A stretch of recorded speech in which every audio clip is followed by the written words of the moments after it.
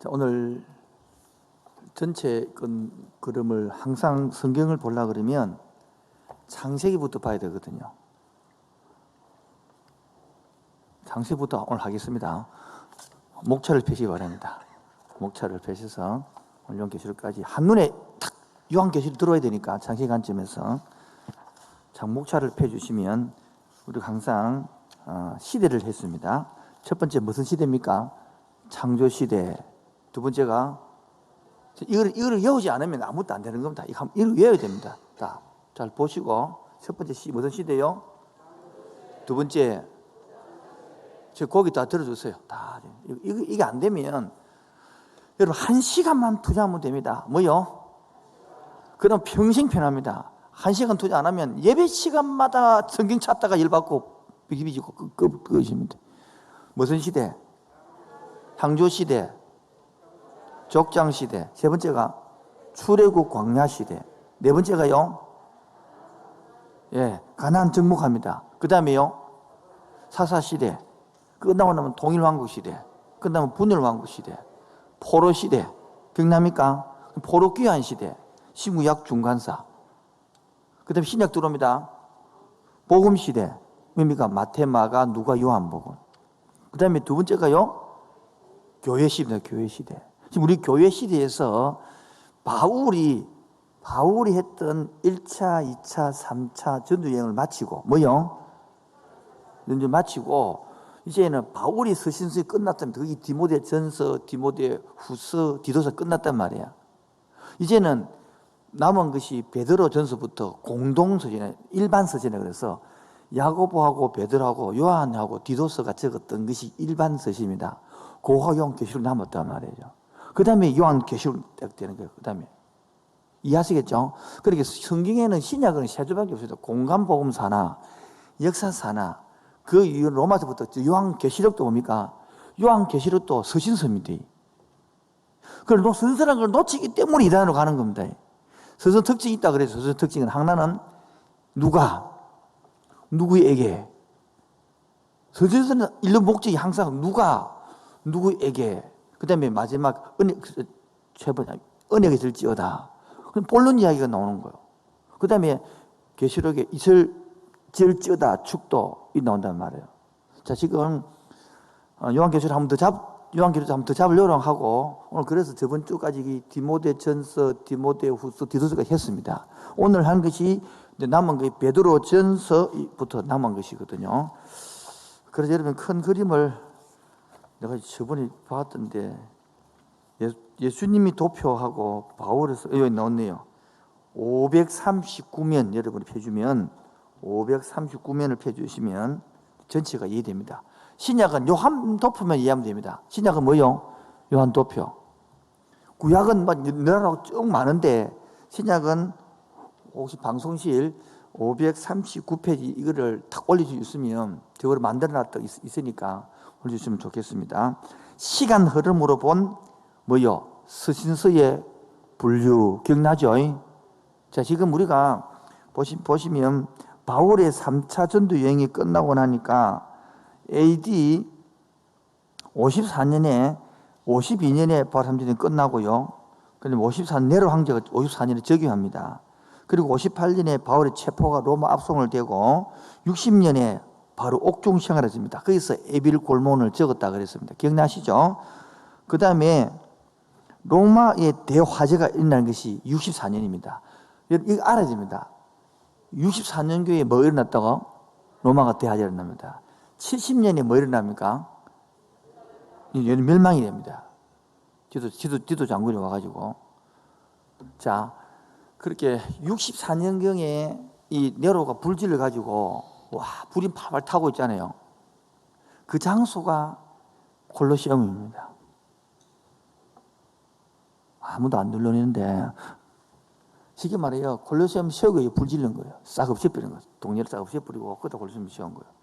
그런 놓기에 그 원성을 기독교로 다 돌리는 것입니다.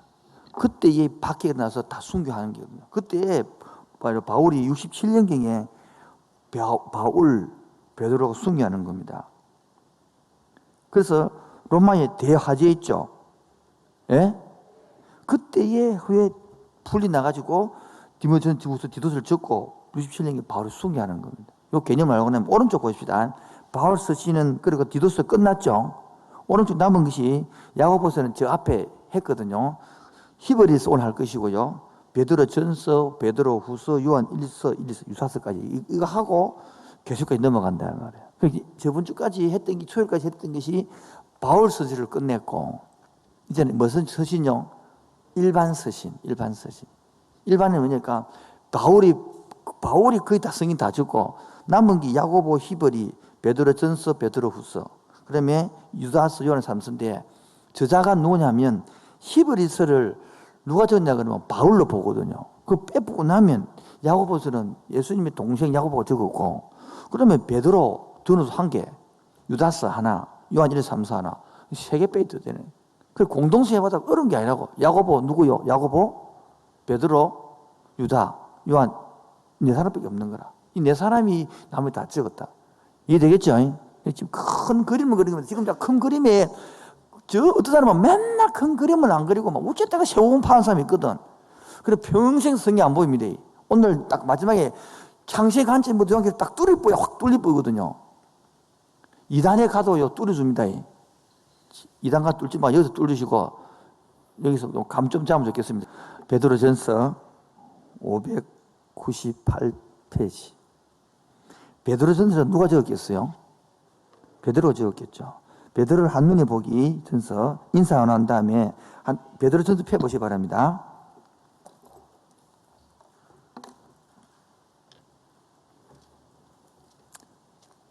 베드로전서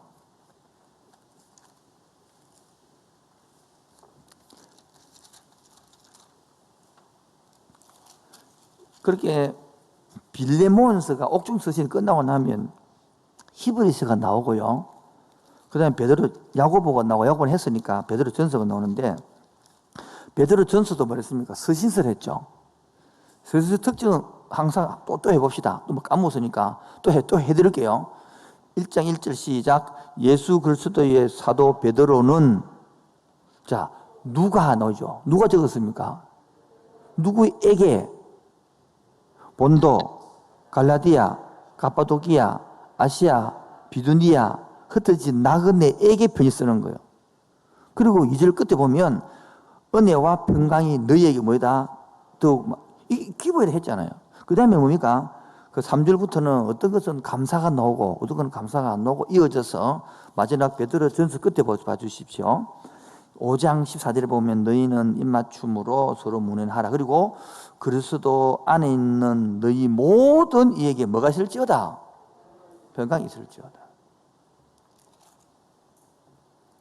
이렇게 해서 베드로 전서는 1장부터 2장의 내용이 뭐냐니까 살아있는 소망, 두 번째가 순례자의 삶, 2장, 4장, 세 번째가 심한 핍박을 이기는 길, 이렇게 되어 있습니다.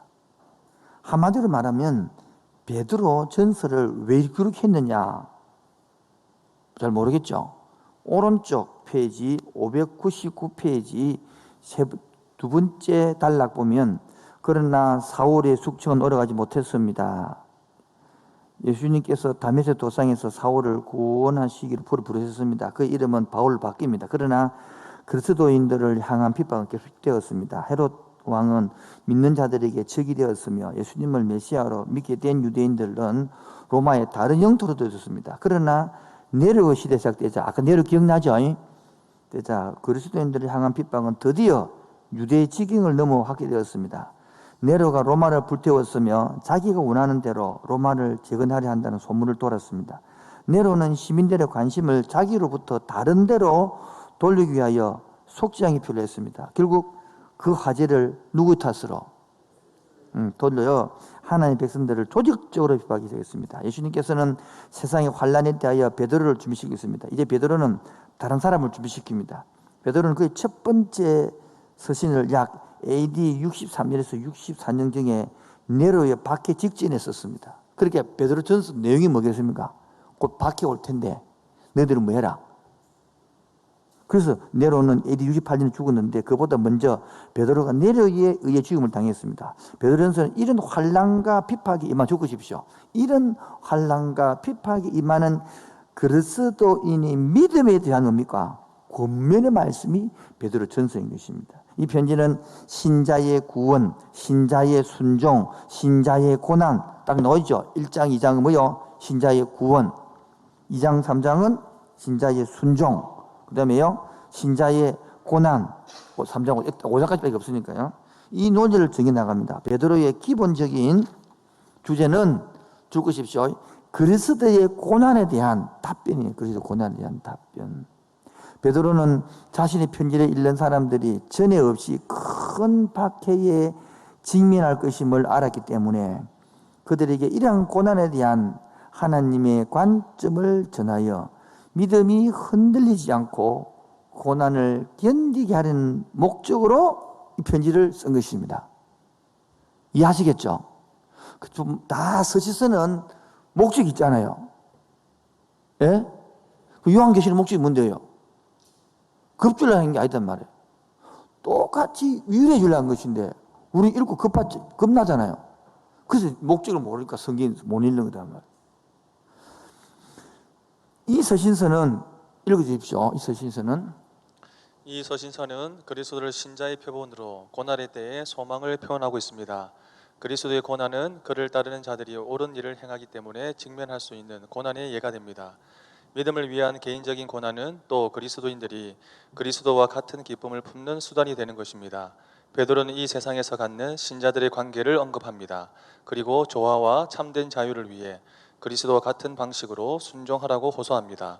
주님의 뜻을 위해 정부와 사회와 가족의 권위에 순종하는 것은 외인들에게 좋은 증거가 될 것입니다. 예, 이렇게 주님의 뜻을 때 정부, 사회, 가족의 권위에 순종하는 것은 외인들, 이방인들, 예수 안 믿는 사람들에게 뭐가 된다고요? 좋은 증거되기 때문이다. 자, 그 다음에 제목이 이교도 가운데 산다는 것, 이게 무슨 의미겠습니까? 읽으십시오. 베드로는 신자들의 중요한 목표가 그들의 거룩한 생활 방식을 통해 사람들로 하여금 하나님을 주목하게 하는 것이라고 편지했습니다.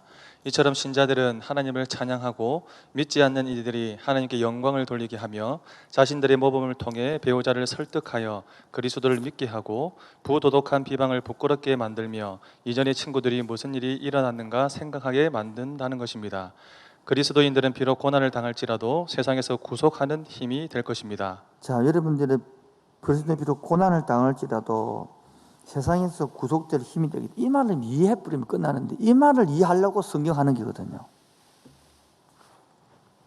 그렇게 쉽게 말해 지금 크게 좀 하고자 하는 게 몇 개 있는데 이 말을 못 알아들으니까 계속 인생을 뒤비꼬는 거예요. 뭐냐면 우리는 예수 믿으면 아무 문제가 없고 고난이 없을 것이다. 그 생각이 틀렸다고 말해도 계속 그래, 예수 믿으면 문제 없을 것이다. 편안할 것이다. 그 믿음이 성경에 없다라고 말해도요, 계속 자기가 마음대로 믿고 있는 거예요. 그걸 내가 보면, 네가 보면, 지가 보면이라고 그러는 거예요. 다시 한 번 더 무슨 복음이라고요? 내가 보고, 네가 보면, 지가 보면이라도 말해요. 성경에 말하지 않아요. 성경은 어떻게 말하냐면 우리 모두 각자에게 주신 하나님이 사명을 갖고 있다 태어나겠다 했다는 겁니다. 그래서 여러분들이 결혼을 하고 나서 여자들이 아기를 우리 교회 아기 안 낳은 사람들은 막 아기 낳고 싶으면 미친단 말이에요. 그런데 아기 뺀 사람들은 낳을 때도 뭐 아프잖아. 그래서 아기 안 낳으려고 그럽니까? 아프도 낳으려 한다고. 그게 뭐겠습니까? 그게 재미고 그게 목적이니까. 그런데 아기를 우리는 안 아프게 낳고 하고 싶다. 아이고, 낳기는 낳았는데 안 아프게 낳고 싶다. 성경은 분명히 제약으로 아프게 한다고 했다고. 그러면요, 아기를 낳을 때는 아프지만은 낳고 난 것을 보고 참고 견디는 것처럼 그것이 신앙이 견디는 게거든요. 이 생활에서. 근데 신앙은 뭐냐? 낳을 수 있도록 힘을 주고 위를 주고 격려하고 견디고 이게 신앙인데 이상하게 성경을 안 배울수록 말 오래될수록 하나님을 믿으면 아기를 통증 없이 낳는다 이런 믿음을 갖고 있는 거라.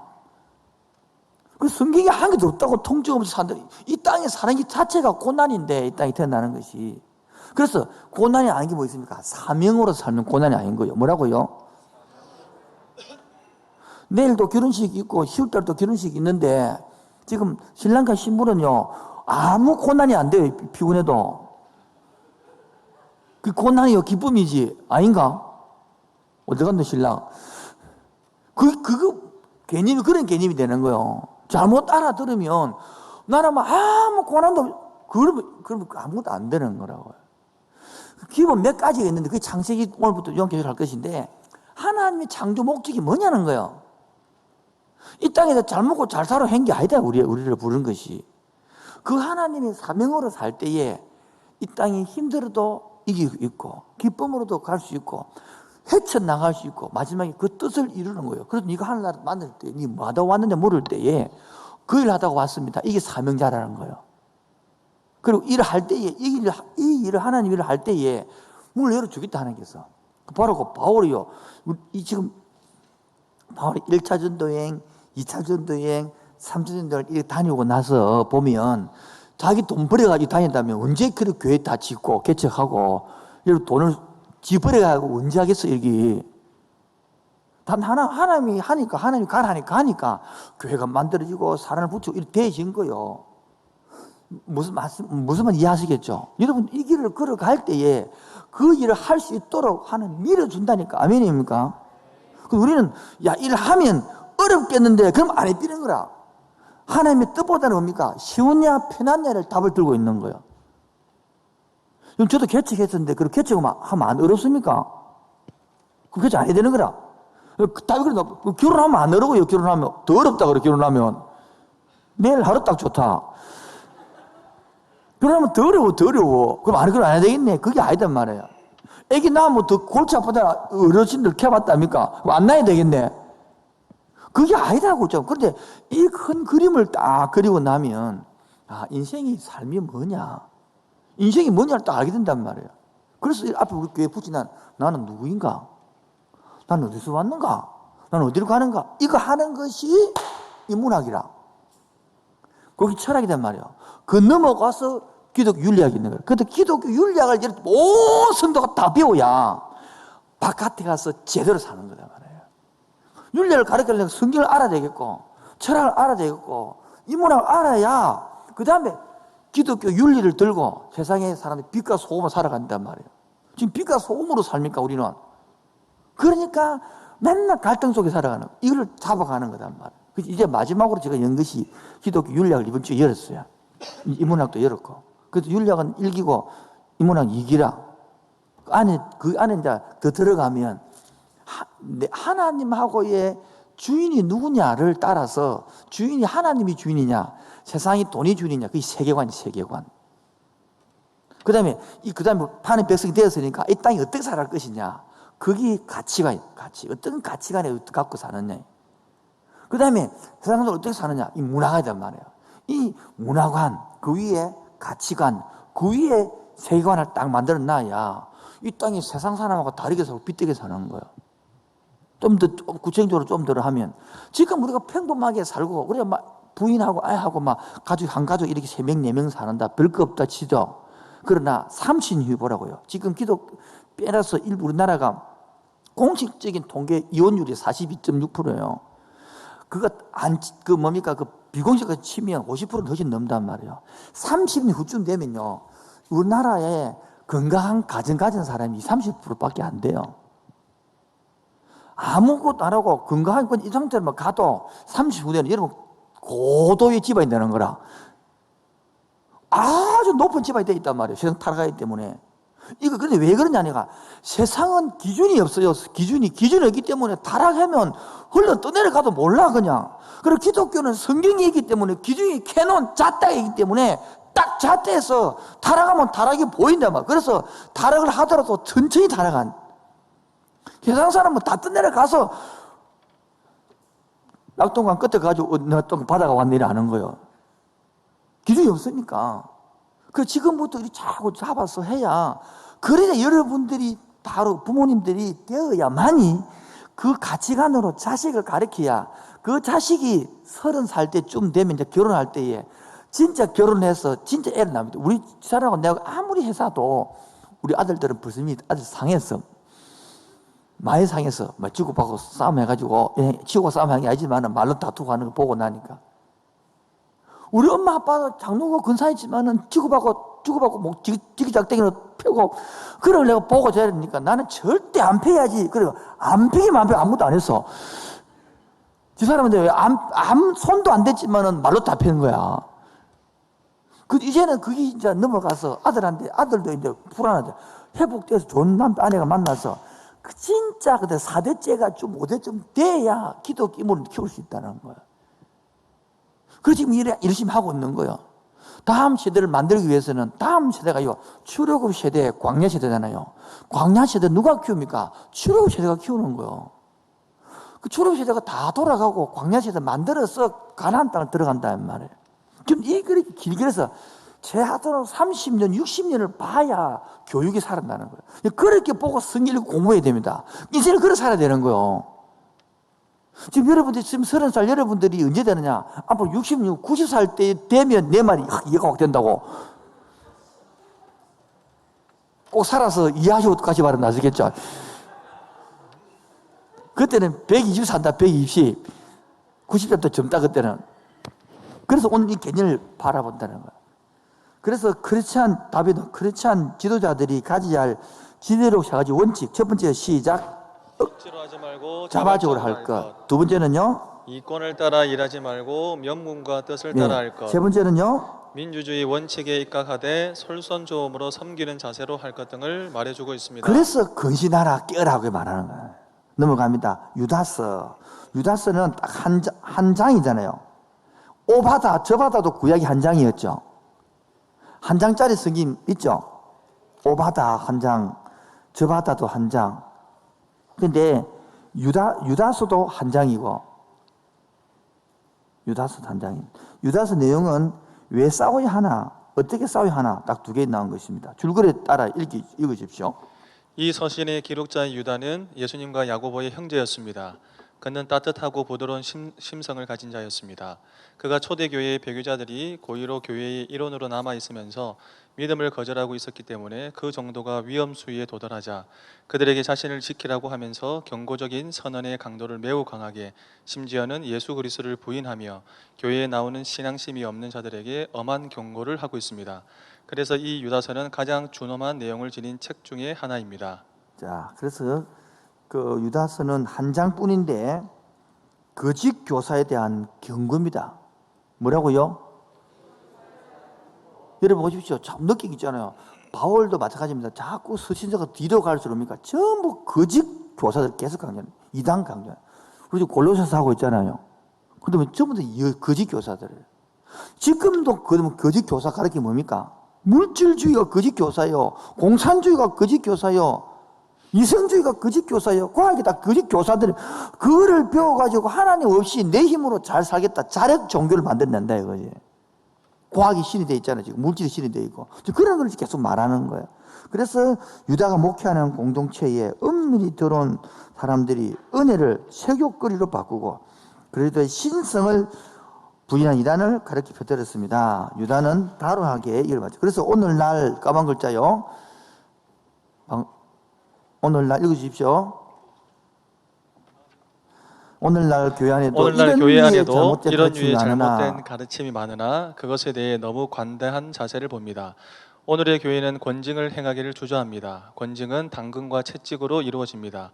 이것은 사랑과 공의를 말합니다. 사랑과 공의는 결국 하나의 사랑입니다. 죽으십시오. 사랑과 공의가 결국 하나의 사랑인데 이 상황이 공의는 빼보고 사랑만 가면 그게 바로 왜곡된 사랑 아닙니까? 자식 때문에 온 나라를 망치도 사랑한다는 거요. 공의가 있어야 할 거 아니에요. 자식들이. 계속요. 사랑이 없는 공의는 폭력이고 공의가 없는 사랑은 맹목적입니다. 들으십시오. 이 다 사랑이 없는 공의는 폭력이 되고 공의가 없는 사랑은 맹목적입니다.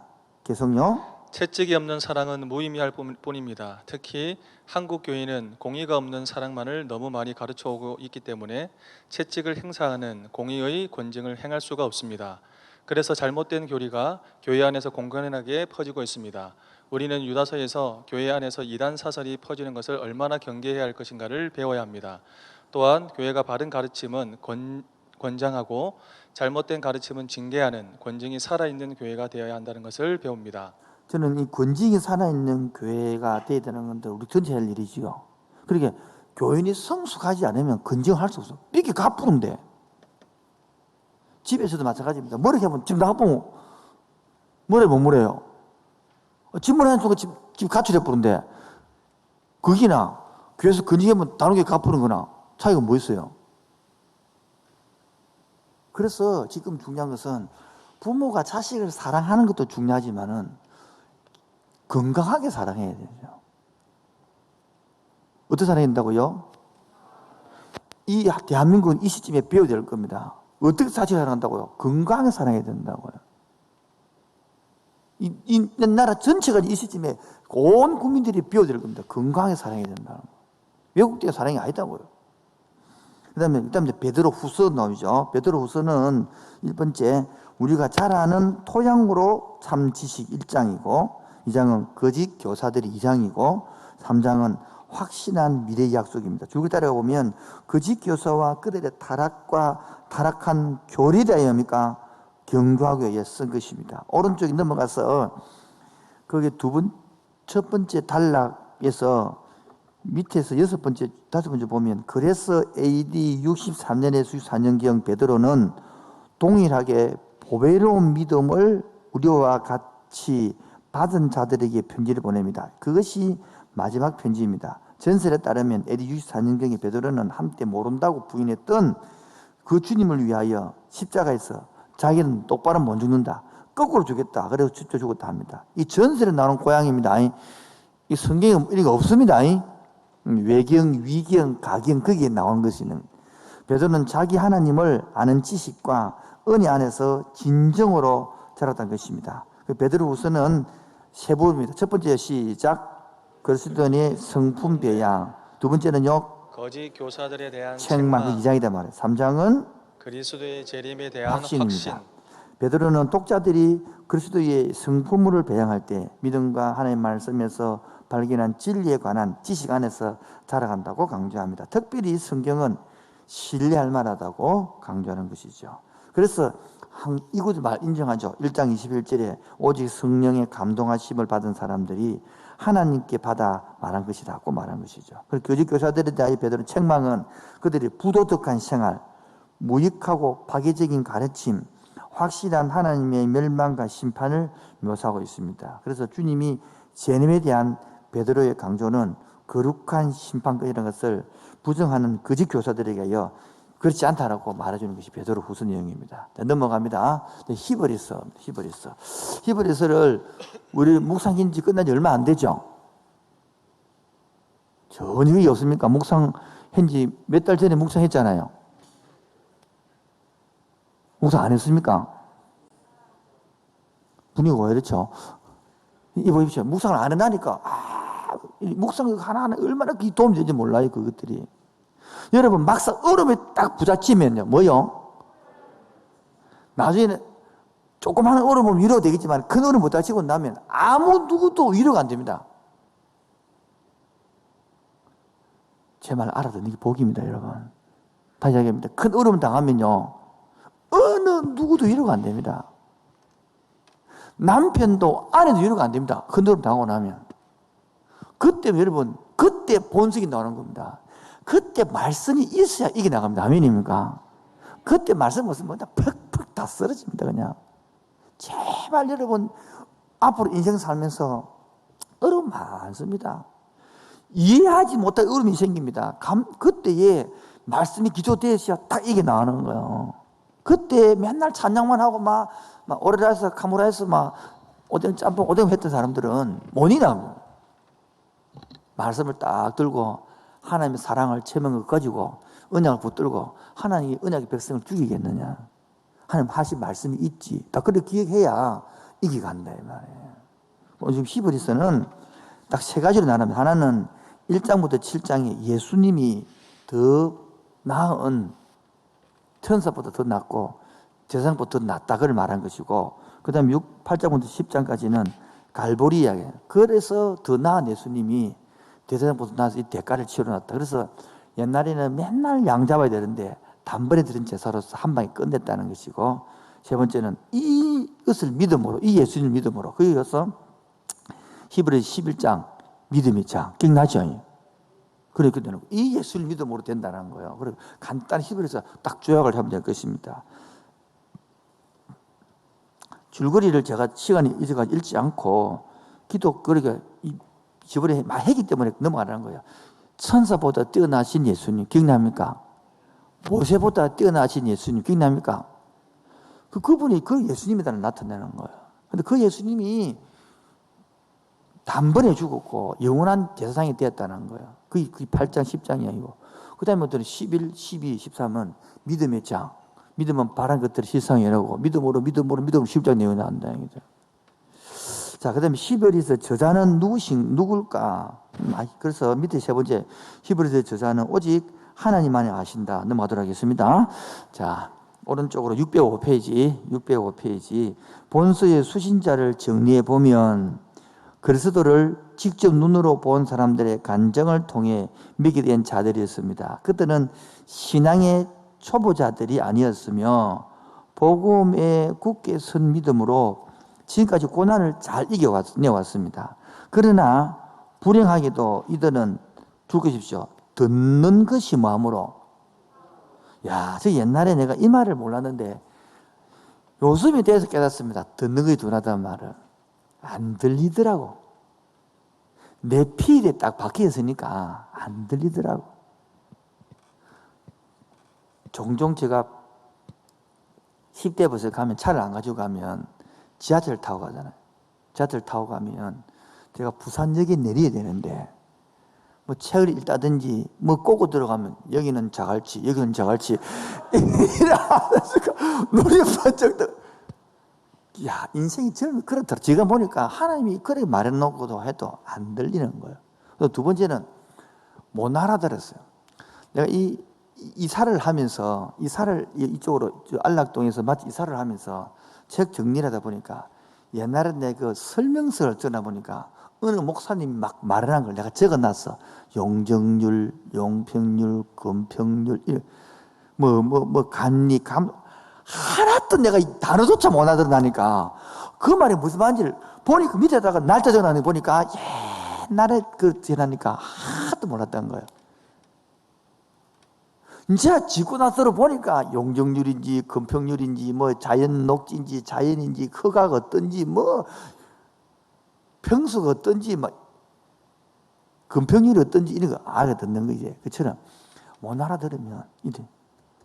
그래서 믿음에서 떨어져 나갈 위험이 있는 사람들에게 다시 말해서 예수를 믿다가 유대인들 속에 넘어갔다가 돌아가지 말고 다시 온나 계속 믿으라 그걸 말하는 것입니다. 그래서 유대교와 기독교를 구분해 나가는 게 좋은 도표가 있습니다. 이걸 좀 읽어가야 됩니다. 구분하겠습니다. 유대교 읽으면 마이크 잡고 기독교를 읽겠습니다. 유대교 신론에서 일신론적 신관, 단일 신론이죠. 기독교는 삼위일체 신관. 네, 인간론입니다. 인간이 타락은 극히 부분적인 것으로 유대교를 말합니다. 행위로 어렵게 할 수 있다고 말한 것이죠. 그런데 기독교는 인간의 타락은 치명적이며 믿음으로 그리스도의 은혜를 입어야 함. 성경관 중에서도 하나님의 계시는 구약 성경에만 국한되는 것이 아니라 후 시대의 유대 문헌에 나타나며 구약은 하나님의 영감 아래 기록되었으나 구절마다 영감된 것이 아니다라고 보는 것이죠. 그런데 기독교는 하나님의 계시는 신구약 성경으로 완결되었으며 더 이상의 특별한 계시는 없음. 방송실 감사합니다. 도표들은 다 해주시면 너무 고맙겠습니다. 속죄관, 인본주의 속죄관으로 중부자가 필요 없습니다. 유대교는. 그래서 자력적인 선행 스스로 자력적으로 하락하는 것이죠. 그런데 기독교는 중보자이신 예수 그리스도를 믿음으로 구원을 얻을 수 있음. 이게 유대교, 기독교 도표 하나 구분해놓은 것이 여러분 책에 이 두꺼운 걸 요약해놓은 겁니다. 이렇게 보면 이렇게 볼 때 와 싶은데 여러분 그냥 보는데 넘어가도록 하겠습니다. 메시아가 너무 다르거든요. 메시아는 아직 안 왔다는 것입니다. 그리고 오시면 이 땅 위에 있는 상을 이제 건설하고 이스라엘 민족은 종교적, 정치적으로 완전히 온 인류를 위치에 선다 이렇게 보는 것이죠. 기독교는 메시아는 예수 그리스도로 그분은 성육신과 부활로 인간들을 죄 중에서 구원하셨을 뿐 아니라 장차 재림하셔서 세상을 심판하신. 그 다음에 내세관도 있는데 기독교는 악을 행하는 자는 게헨나는 어딥니까? 하나님 지옥이란 말이에요. 고난을 당하고 선을 향하는 자는 천국에서 복된 상 누리게 된다. 특히 이스라엘 민족은 선민이기 때문에 사후 후에 죽은 후에 말이죠. 아브라함 품에 안긴 축복을 누리 내려보는 것이죠. 그런데 기독교는요. 그리스도에 대한 신앙의 여부로 결정되며 주님만이 모든 것을 판단하고 심판하실 권한이 있음. 그래서 히브리서를 3개 나눴으니까 1장부터 7장까지는 참 구원자는 누구다? 예수님이다를 강조하는 겁니다. 그래서 넘어가서 위에서 세 번째, 그래서 여차하면 성전 제사로 회개하려고 하는 그들에게 이제 그리스도 안에서 새로운 예배가 시작되었다. 그래서 예배에 굳게 설 것을 권유하기 위해서 히브리서를 기록했다라고 히브리서 10장 20절 나오는 것입니다.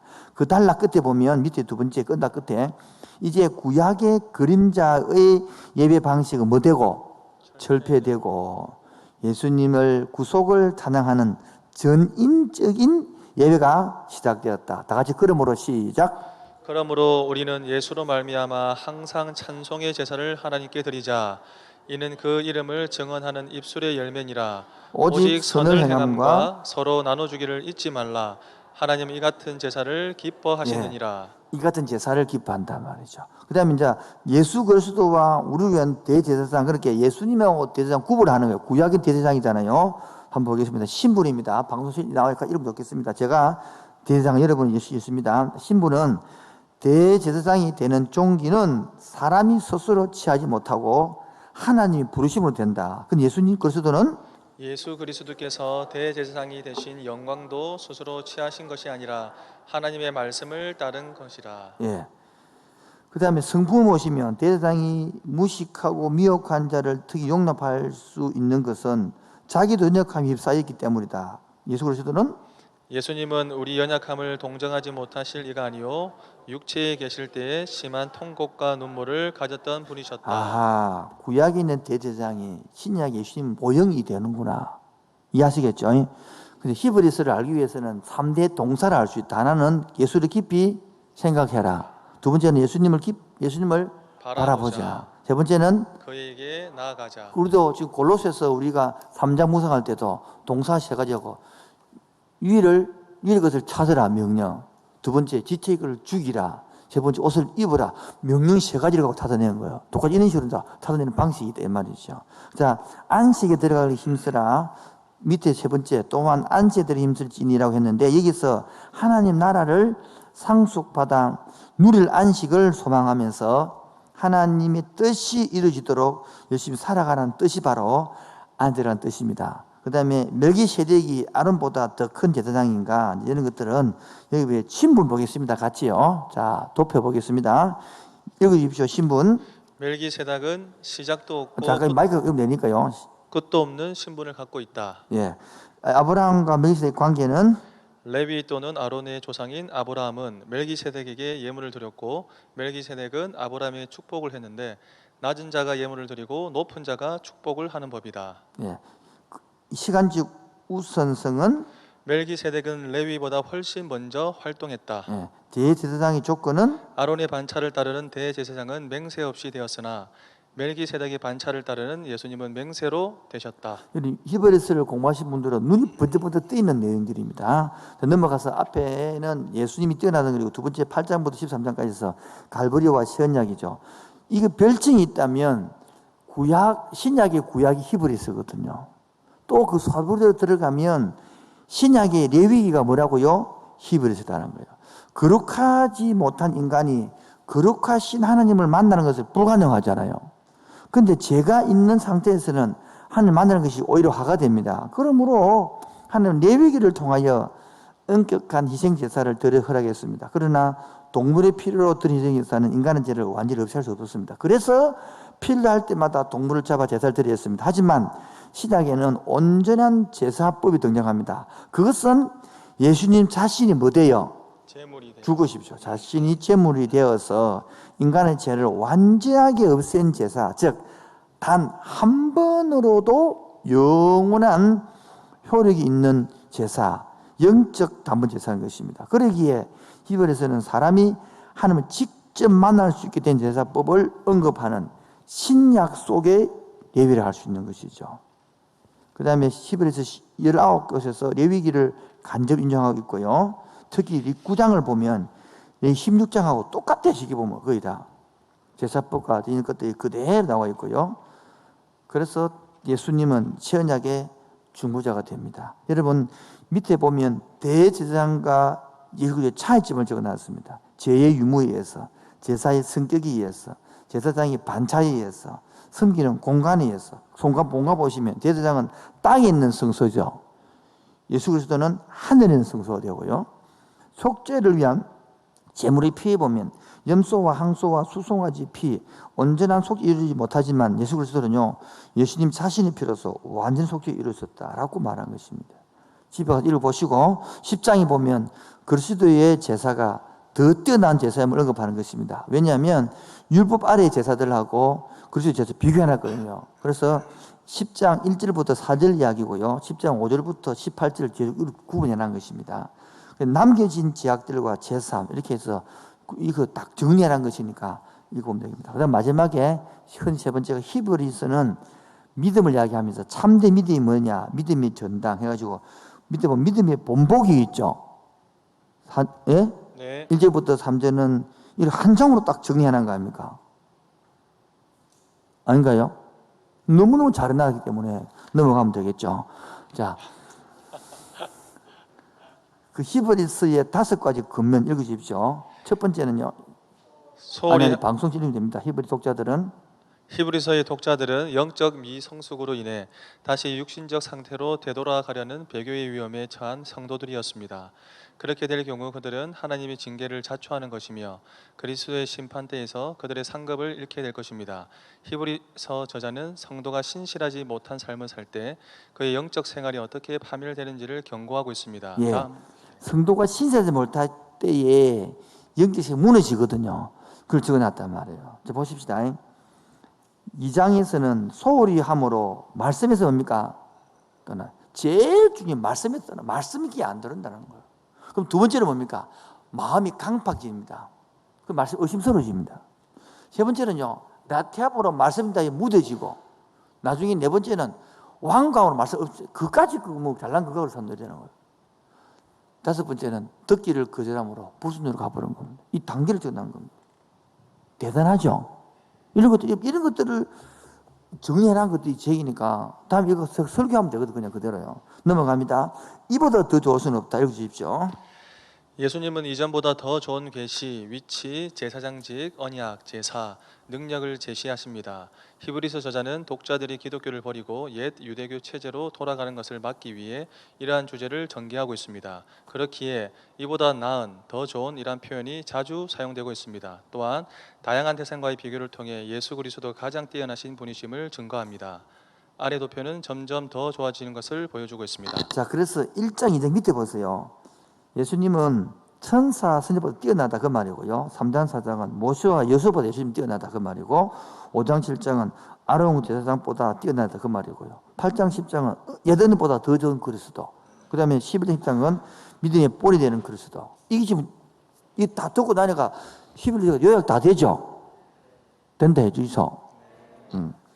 자, 된다 해서 넘어가도록 하겠습니다. 자, 요한 1서, 2서, 3서 합니다. 요한 1서는 1호까지 대조입니다. 빛과 어두움 되어 있잖아요. 맨 마지막에 7번 하늘부터 온 거 아닌 것 이렇게 이렇게 해가지고 맨 가운데 샌드위치 구조로 보면 되거든요. 자, 넘어가 줄거리 따라가기.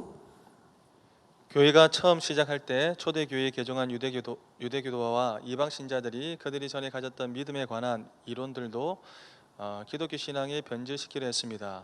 이들로 인해 이단과 배교가 일어났으며 이러한 잘못은 특히 그리스도의 인성을 부인하는 영지주의자들에 의해 고조를 이루었습니다. 그래서 이들 말이 진정한 지식을 소유했다고 하면서 사도적 신앙을 고수하려는 사람들을 무시했습니다. 사도 요한은 그리스도를 직접 만져보기도 하고 보기도 했다고 하면서 그리스도의 인성을 강조하였습니다. 신성을 부인하는 자들을 반박하고 참 성도는 계시에 의해서 참 지식을 알게 된 것이라고 말하고 있습니다. 자, 요한 넘어갔어요. 요한 1서에서는 넘어가서 612페이지입니다. 하나님의 사랑에 대한 강조와 그 사랑을 받는 성도들이 형제를 사랑하는 것에 대한 근면이 전면에 흐르며 진리 위에 영지주의의 풍인 거짓 교사들을 경고하고 있습니다. 사랑이 그는 사랑 효과는 읽어보시고 영지주의 보면 우리 지금 계속 설명되고 있죠. 자, 영지주의를 두 번째 따라 보십시오. 영지주의란 해가지고 읽으십시오. 영지주의란 용어는 지식을 뜻하는 헬라어 그노시스에서 유래했다. 영지주의자들은 이 지식이 지성적인 지식이 아니고 보통 그리스도인은 얻을 수 없는 지식이라고 가르쳤다. 영지주의자들은 일단 신자가 이런 특별한 지식을 갖게 되면 그는 이미 구원을 얻은 것이라고 생각했다. 영지주의 철학은 이상하고 다양한 방식들로 여러 차례 변화되어 갔지만 그 가르침에는 기본적인 두 가지 원칙이 있었다. 자, 영지주의 첫 번째 주요의 고리는 지식이 우월성이다. 특정한 영적인 자들은 진리에 관한 특별한 지식을 가지고 있다고 주장하는 거죠. 보통 사람은 없으니까. 그래서 좋은 기사한테 이 말을 말한 것이고, 영지주의 두 번째 교리는 영과 육이 분리됐다는 거예요. 그래서 모든 물질은 악한 것이며 악의 원인으로 여겼다.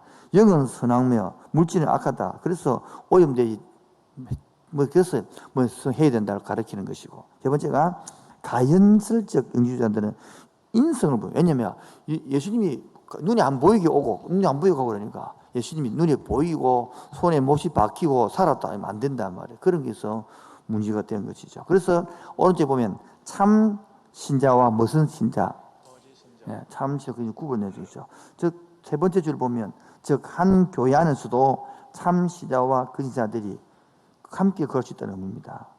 밑에서 그 다음 내려가서요. 세 줄 더 내려가면 그렇다면 참 신자와 그 신자를 어떻게 구분해 있을까요? 첫 번째요. 시작. 예수님의 성육신과 십자가의 대속적 죽음에 대한 신앙 고백. 두 번째는요. 하나님과 예수님 우리를 사랑하듯이 형제를 형제를 서로 사랑하는 사랑하는 것. 세 것. 번째는 상습적으로 죄를 짓지 않고 말씀에 순종하는 의로운 삶을 요 사는 세 것. 가지가 자, 하나님이 참된 신자라는 것을 증명하는 것입니다. 오른쪽 밑에 나오는 표현은 요한 1서에 보면 서로 특징이 문구가 대조입니다.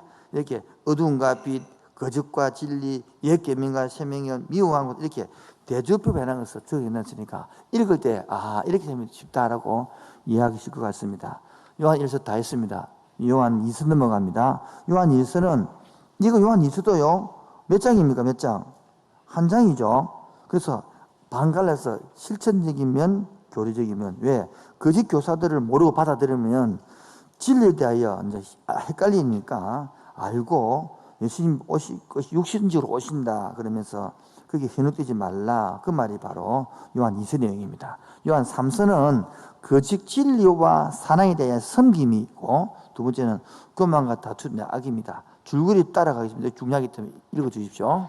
초대 교인 중에는 세상에서 아무런 보상도 받지 아니하고 전도 여행을 다니는 사람들이 많았습니다. 그래서 각 지역에 흩어져 사는 부유한 성도들의 도움을 받을 수밖에 없었습니다.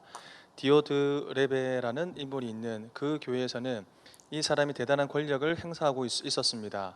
이곳에서는 전도인들이 일을 못하게 할 뿐 아니라 그들을 영접하는 성도들을 교회에서 내어 쫓기까지 했습니다. 요한은 이 교회에서 서신을 보냈으나 그들은 그 서신을 거절하고 그 사도권까지 인정하지 않으려 했습니다. 나이 많은 사도 요한은 사랑이 많은 가이오에게 편지를 다시 써서 주의 종들을 받아들이라고 권면합니다.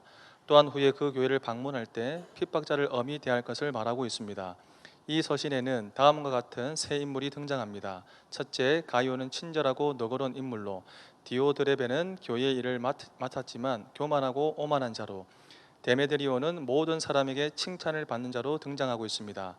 오늘날 교회 일을 맡은 자들 중에 혹시 자신이 디오드레베와 같은 인격으로 봉사한다면 그는 하나님을 믿노라 하면서 어두운 가운데 있으며 거짓말하는 위선자일 것입니다.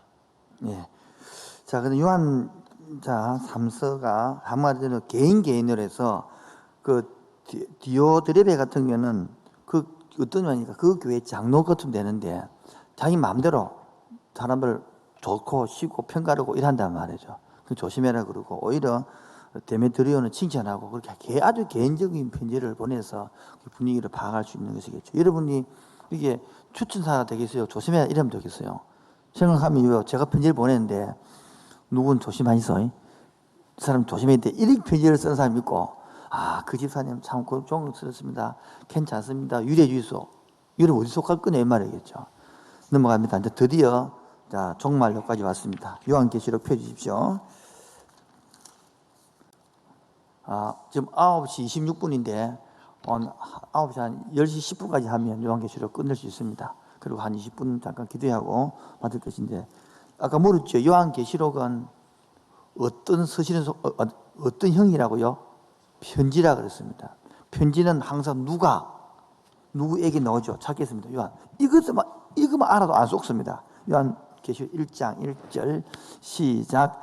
예수 그리스도의 계시라. 이는 하나님이 그에게 주사 반드시 속히 될 일들을 그 종들에게 보이시려고 그 천사들을 그 종 요한에게, 네. 자, 요한에게 지금요 쓰는 겁니다. 어디에 누구가 보라고요?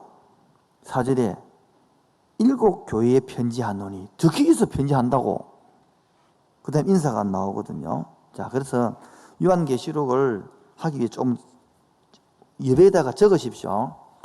세 분류로 나눌게요. 몇 분류로 나눈다고요? 자, 1장은 과거입니다. 과거. 뭐라고요? 2장, 3장은 현재입니다. 아시겠죠? 2장, 3장은 현재입니다. 그 다음에 4장, 5장은 미래인데요. 미래를 갖다가 나눌 것입니다. 4장부터 끝까지 미래입니다. 미래를 나눕니다. 미래를 4장, 5장은 천상 예배입니다. 뭐라고요? 4장, 5장은 천상 예배.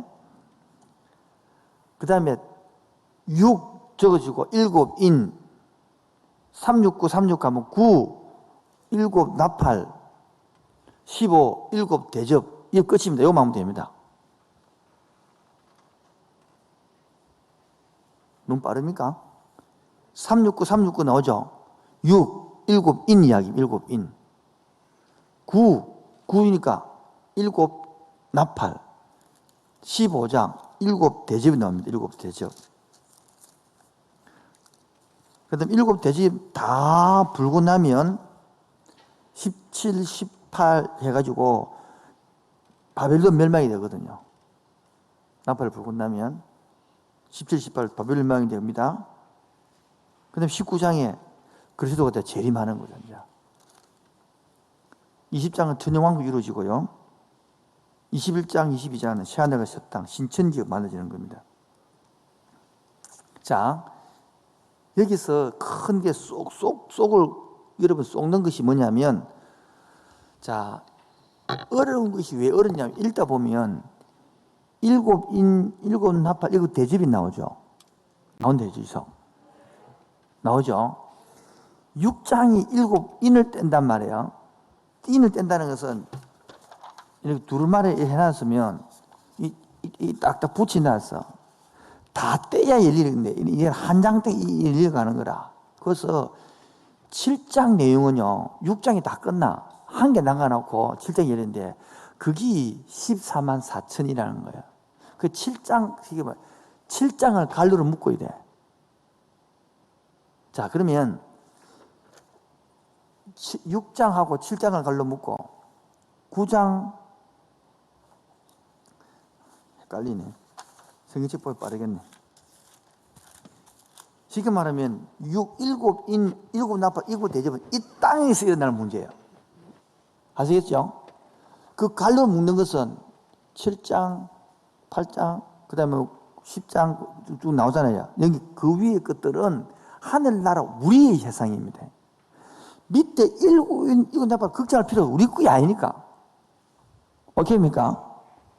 그래서 쉽게 말하면 6장은 7인인데 7장이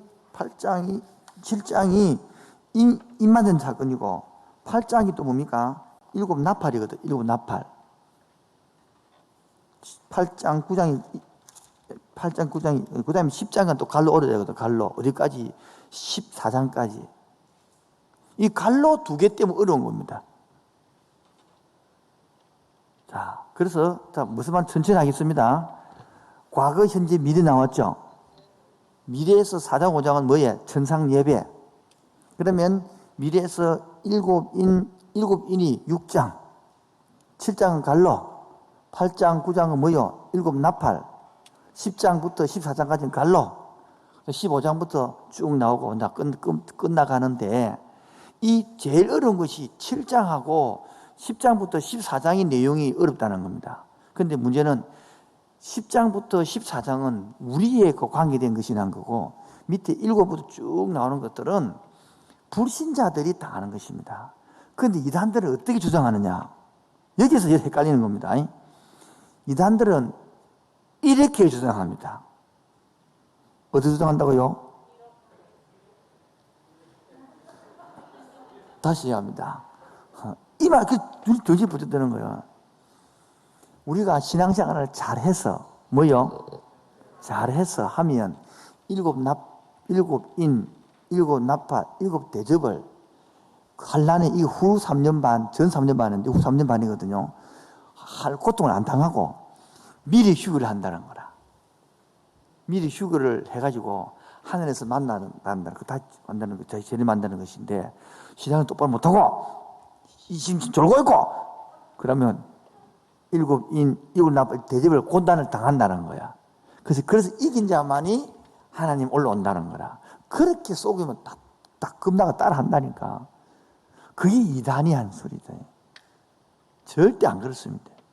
그리고 성경 그래서 위로 요한계시의 목적이 어려운 시기에 위로하려고 주는데 그럼 협박하는 것부터 되나 그러면 아시겠죠? 그래서 이런 어려움이 있더라도 우리는 그렇게 베드로전서 베드로후서를 공부하면 신자는 이때 심판을 받는 게 아니고요.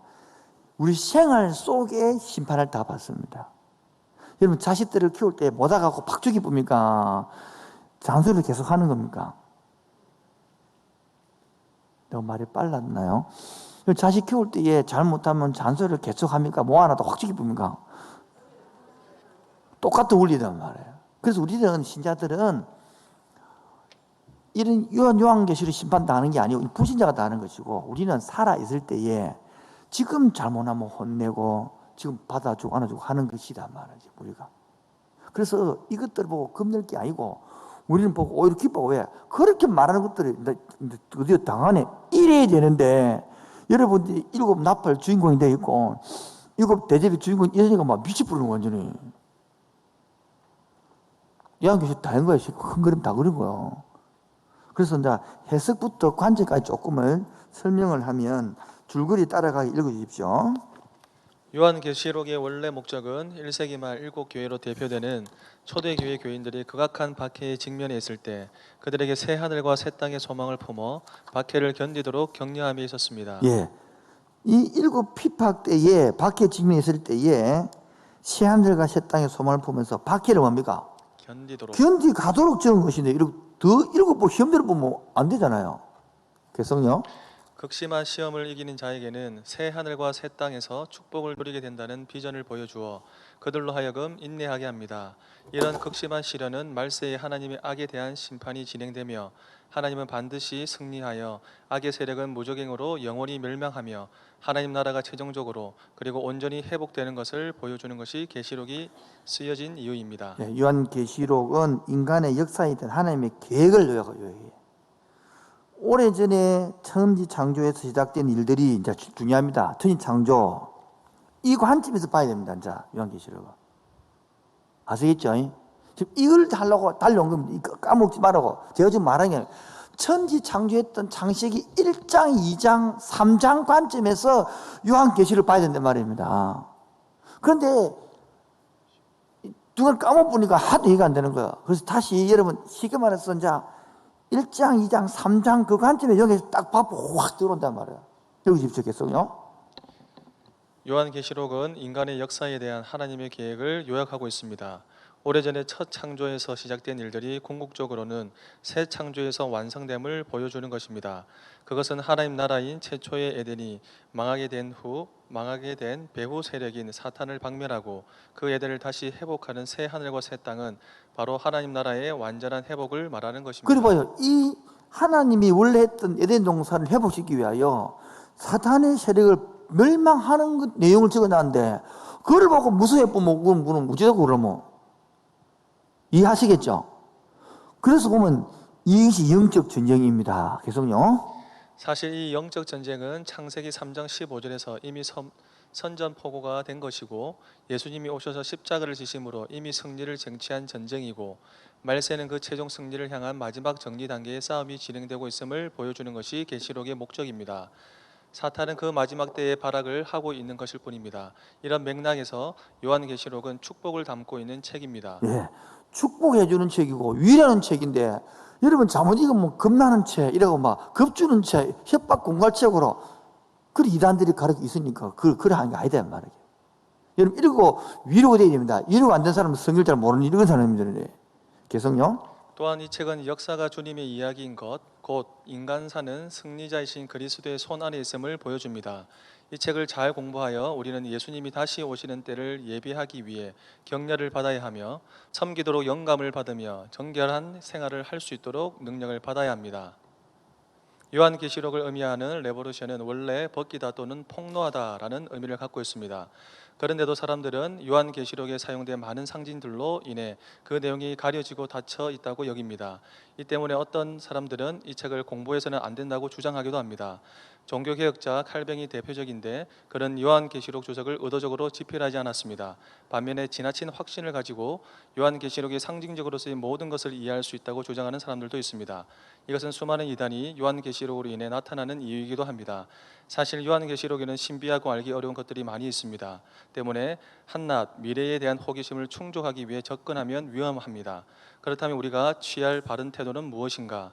이 두 극단 사이에서 중간적 입장을 취하는 것입니다. 즉 우리의 이해에는 한계가 있음을 겸허히 인식하면서 가능한 한 많이 이해하려고 노력하는 것입니다. 저도 요한계시록 처음에 어려웠어요. 그래서 제 방에 한 150권 책 읽었거든요.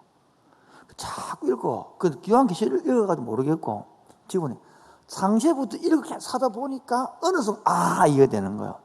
처음에는 요한계시록 파악하려고 읽으니까 상징이 다 구약에서 가온 거거든. 10가지 출애굽 지향에서 가온 것이고 우리가 묵시문학이라는 공부했잖아요. 다니엘서라든지 에서 그대로 가온 것이거든요. 그런 것을 모르니까 힘들었는데 전체를 하고 나니까 되는 거예요. 이제 여러분들이 안 되거든. 통근통독 3번만 하면 됩니다. 아무도 믿지 않는데 통근통독을 내가 안 썼습니다만은 주 목사를 내가 좋아합니다. 주혜영 목사님을. 왜냐하면 내가 20년 전에 가르쳤던 내용들이 그대로 들어있고 어떻게 더 확실하게 도표까지 넣어놨으니까 저는 이게 도표까지 안 넣고 엉성해 했는데 넣어놨으니까 더 잘 되어 있으니까요.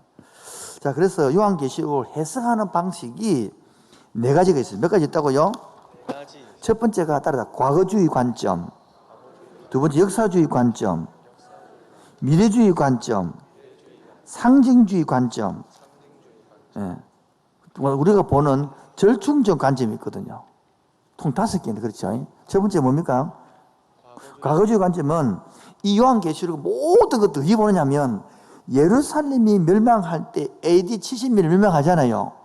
거기에 초점을 다 맞춰버리는 거예요. 그래서 이제 끝나버렸다는 거예요. 이제는 요한계시록은 앞으로 재림 때에 올 그게 아니다라고 끝내버리는 겁니다. 그래서 로마의 멸망을 위한 예언으로 보는 것입니다.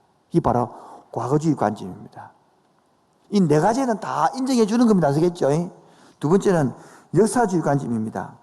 뭐냐면 역사주의 관점은 이거 보면 여러분 짐승을 교황으로 해석할 수 있고 666의 상품이 찍히는 바코드를 해갈 수 있다.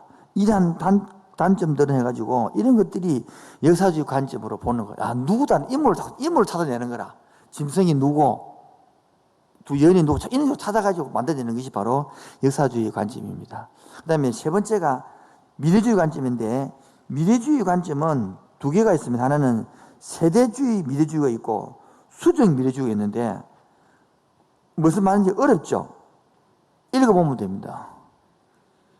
왜냐하면 미래주의 해석은 한국교회에 주로 이루어왔던 것이거든요. 즉 전천년설을 주장한단 말이에요.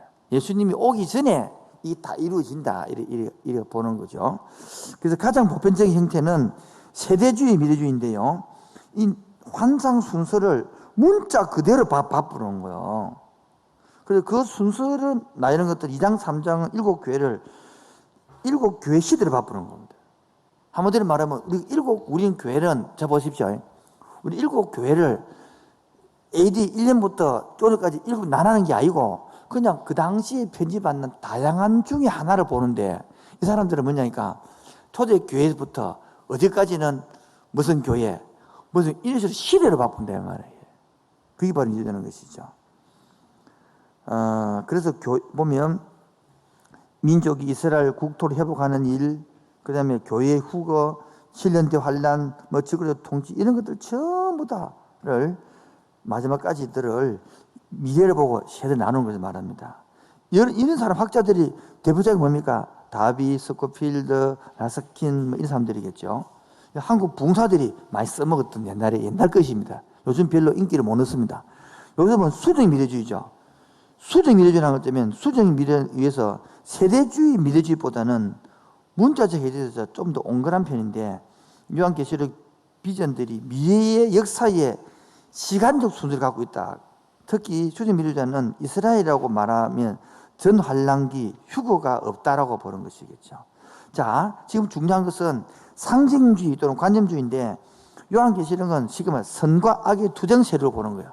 그 뭐는 창세기 보는 거 하나님의 원래 창조에서 타락했으니까 마귀를 멸하고 먼저 승리한다 이렇게 보는 것이 상징주의 관념자 된 것입니다. 자, 넘어갔습니다. 이제는 절충주의 관점입니다. 이 모든 것들을 다 종합해 본다 이거예요. 그래 한 개 안 넘어지니까 절충주의 관점. 자, 읽어주십시오. 요한계시록에 대한 해석의 역사가 남긴 네 가지 해설 방식은 나름대로의 장단점을 가지고 있습니다.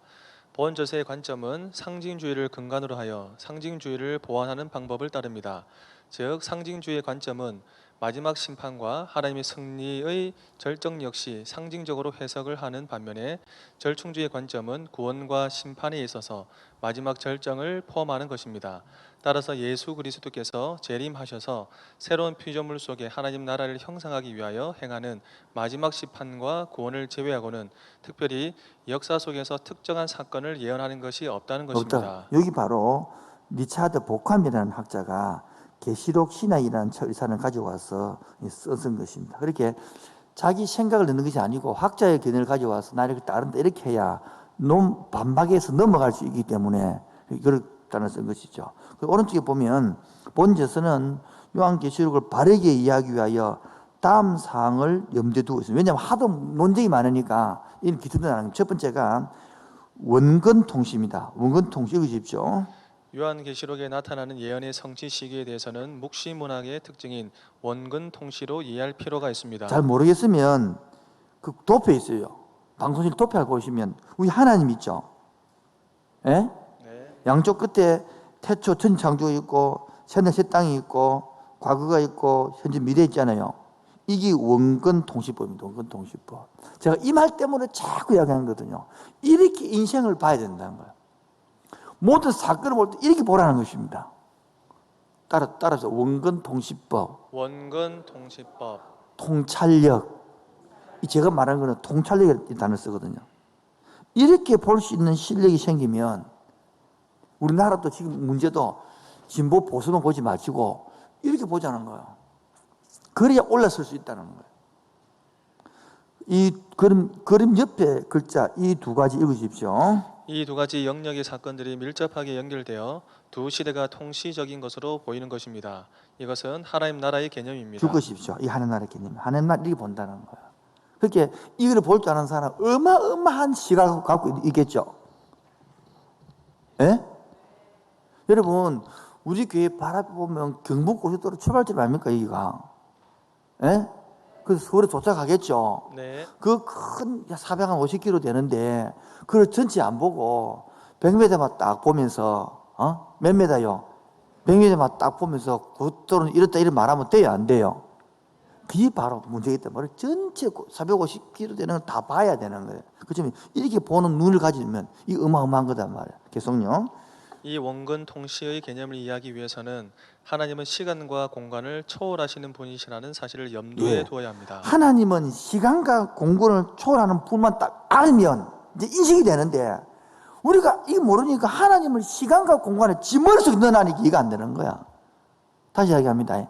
하나님은 시간과 공간을 초월하는 분이 계신데 자기 속에 이해되는 것은 시간 안에 공간 안에 하나님을 넣어놔니까 이해가 안 되죠. 그러니까 모두 헷갈리는 거죠. 안 믿어지는 거죠. 계속요. 앞의 그림을 보면 하나님은 태초부터 새 하늘과 새 땅까지의 모든 사건을 동시적으로 볼 수 있습니다.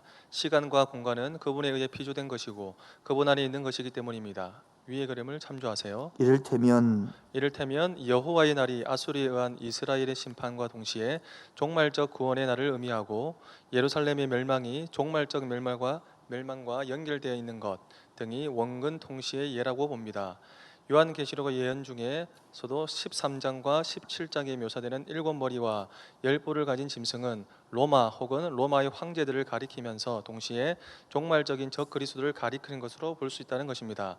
따라서 계시록에서 진행되는 7재앙의 새 심판 시리즈는 반드시 우리의 시간적 흐름에서 순서적으로 일어나는 것이라고 볼 수 없습니다. 그렇게 3번 반복해서 중도선을 강조하는 거예요.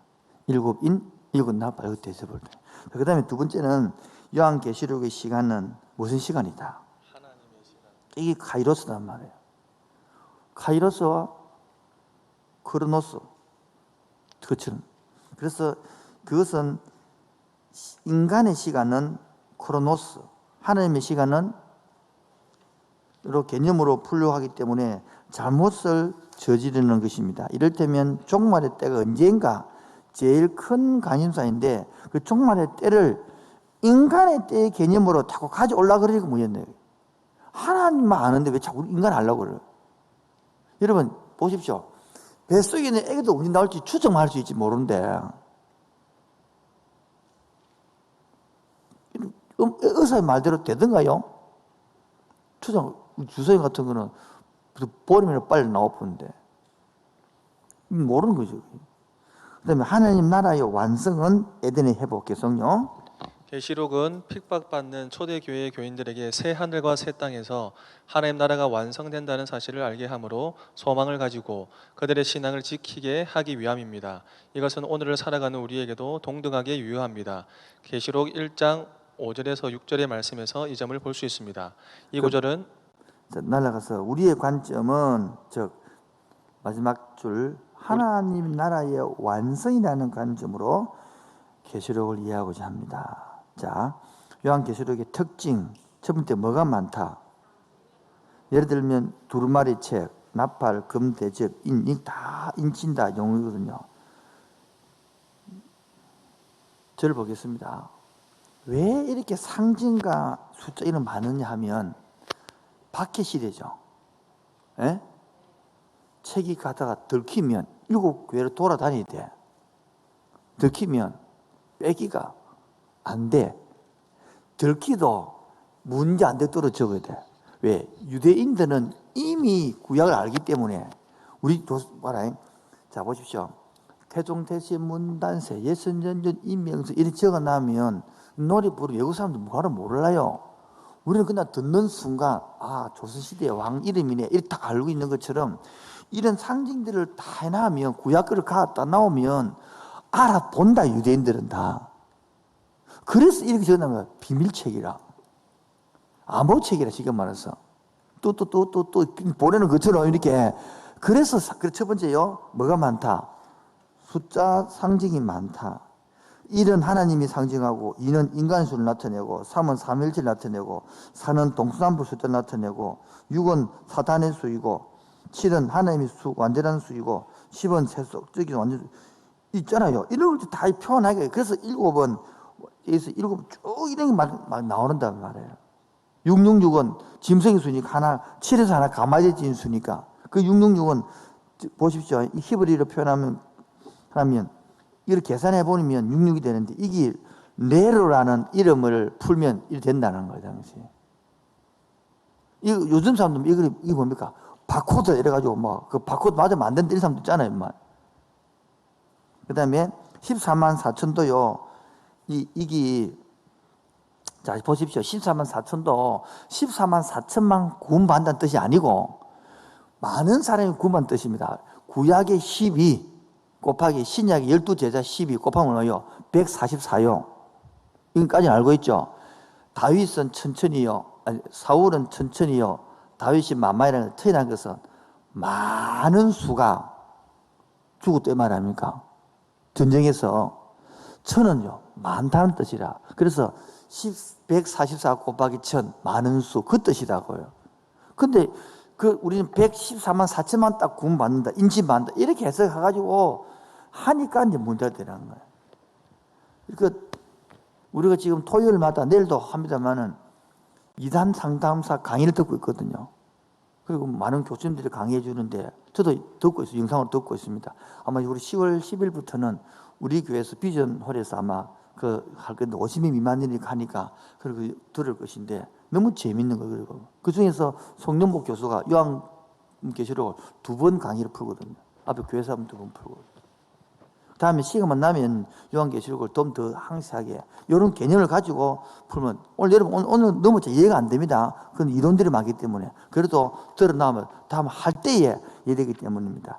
그 다음에 색의 상징이 나옵니다. 흰색은 정질과 무죄 또는 승리를 말하고 붉은색은 죽음과 악, 전쟁과 사탄을 의미하고 정황색은 죽음을 의미하고 검은색은 재앙을 이런 거 알아야 되거든요. 그 다음에 동물의 상징을 나옵니다. 양은 예수님을 상징하고 용은 사탄, 독수리는 심판자, 짐승은 불신앙의 왕들, 개구리는 메뚜기 지향 이런 걸 이제 알아야 이해가 된다는 말이겠죠. 그 다음에 자연 환경의 상징 두고 많다. 바람은 생명을, 지진은 재앙을, 구름은 영광을 나타낸다. 그 다음에 천년왕국설인데 천년왕국설은 그런 걸 보십시다. 이야, 뭐 이거 복잡하네 싶으죠? 천년왕국설하면 20장에 보면 딱 4절 나옵니다. 4절. 4절 때부터 나오는 문제입니다. 배워보십시오. 많이 나오지도 않습니다. 딱 20장 4절부터 6절, 요것이 20장 1절부터 6절, 여기 천년왕국 이야기입니다. 이것 때문에 막 엄청 해석이 달라져 버립니다. 어떻게 되느냐 봅니다. 전천년설 읽어보십시오. 천년왕국설. 마이크 없습니까? 천년 왕국설. 예. 예. 예수님이 천년 동안 왕노릇 하신다는 것을 두고 언제 오셔서 왕노릇 하시는가에 대해 3가지 견해로 나누어집니다. 그것을 천년설이라고 하는데 첫 번째 전천년설, 즉 예수님이 재림하신 후에 천년 왕국이 시작된다는 견해. 두 번째 후천년설, 천년 왕국이 먼저 있고 예수님이 그 천년 왕국 끝에 재림하신다는 견해. 그리고 세 번째 무천년설, 즉 천년 왕국이 따로 없고 예수님의 초림과 재림 사이가 천년 왕국이라는 견해입니다. 자, 설명을 하면 자 봅시다. 천지 창조했죠. 구약 시대 있고 예수님이 성신 오시고 7교회 시대 있고 성도를 후거하고 7년 대환란이 있고 그 후에 아마겟돈 때문에 전쟁이 나거든. 그 나오잖아요. 아마겟돈 전쟁을 아마겟돈 때문에 전쟁이 나가지고 근데 주님이 지상 재림해서 이제 천년왕국이 이루어진다는 거야. 그리고 벽보트 심판에 나와가지고 이 한세 땅에 나눠진다는 것인데 이게 세대주의 전천년설입니다. 그러니까 봐요. 세대주의의 문제는 7년 대환란 전에 성도 휴가 1일 난다는 성도 이렇게 신앙생활 잘하는 사람은 7년 대환란 전에 휴가가지고 고생 안 나간단 말이에요. 신앙생활 똑바로 못하면 다 한다 이렇게 해석한단 말이에요. 이게 절대 틀린 말입니다. 휴거는 이때 일어나는 게 아닙니다. 휴거는 데살로니가 전서 후서에 보면 뭐요? 휴거는 어떠냐면 한 예수님이 오시잖아요. 오신 자면 이 땅에 있는 사람 죽은 자들이 영혼이 여러분 손님이 오면 임금님이 오고 하면 손님 오면 방 안에서 맞이합니까? 문 밖에 나가서 맞이합니까? 그래서 문 밖에 나가 하늘을 올라가서 맞아가지고 다시 이 땅으로 내려온다. 그게 휴거인데 이렇게 이 땅에 이상한 해석을 한단 말이에요. 그 다음에 역사적 전천년설 보십시다. 여기는 휴거가 어디 있습니까? 그리스도의 재림할 조사에 있는 거란 말이에요. 그리고 천년왕국이 이루어진다. 개념 아시겠죠? 이거 배우면 안 됩니다. 이거 후천년설, 이거 세대주의 배우면 큰일 납니다. 이제 이단사상입니다. 그 다음에 후천년설. 후천년설 어디 있습니까?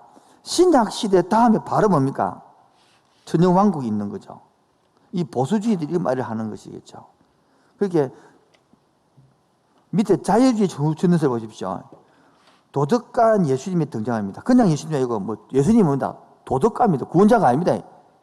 그래서 신약시대하고 기독교인의 이상사회를 그냥 이게 인간적인 점진적인 계획에 의한 유토피아 건설, 인간의 가치와 자유가 존중됨, 정치적 평화와 경제적 평등, 지상 나라의 건설 나온단 말이에요.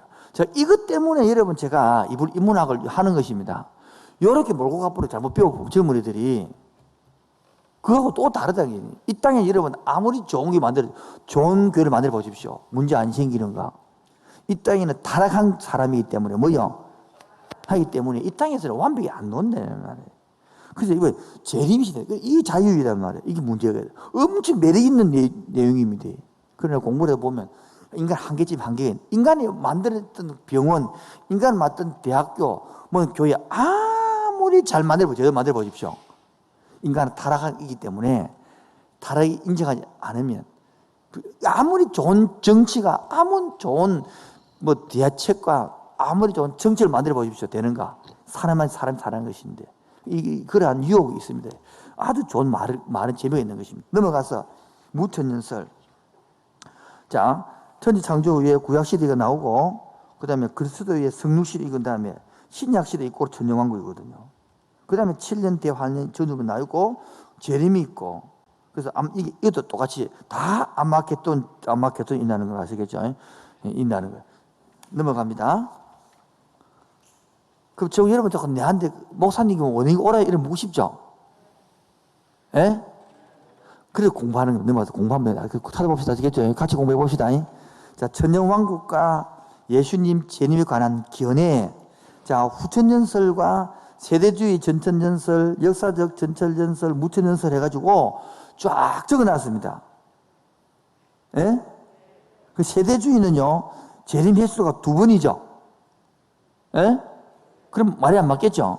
자, 그 다음에 부활도 보시고, 그 과정도 보시고, 이렇게 하시면 학자도 다 적어놨기 때문입니다.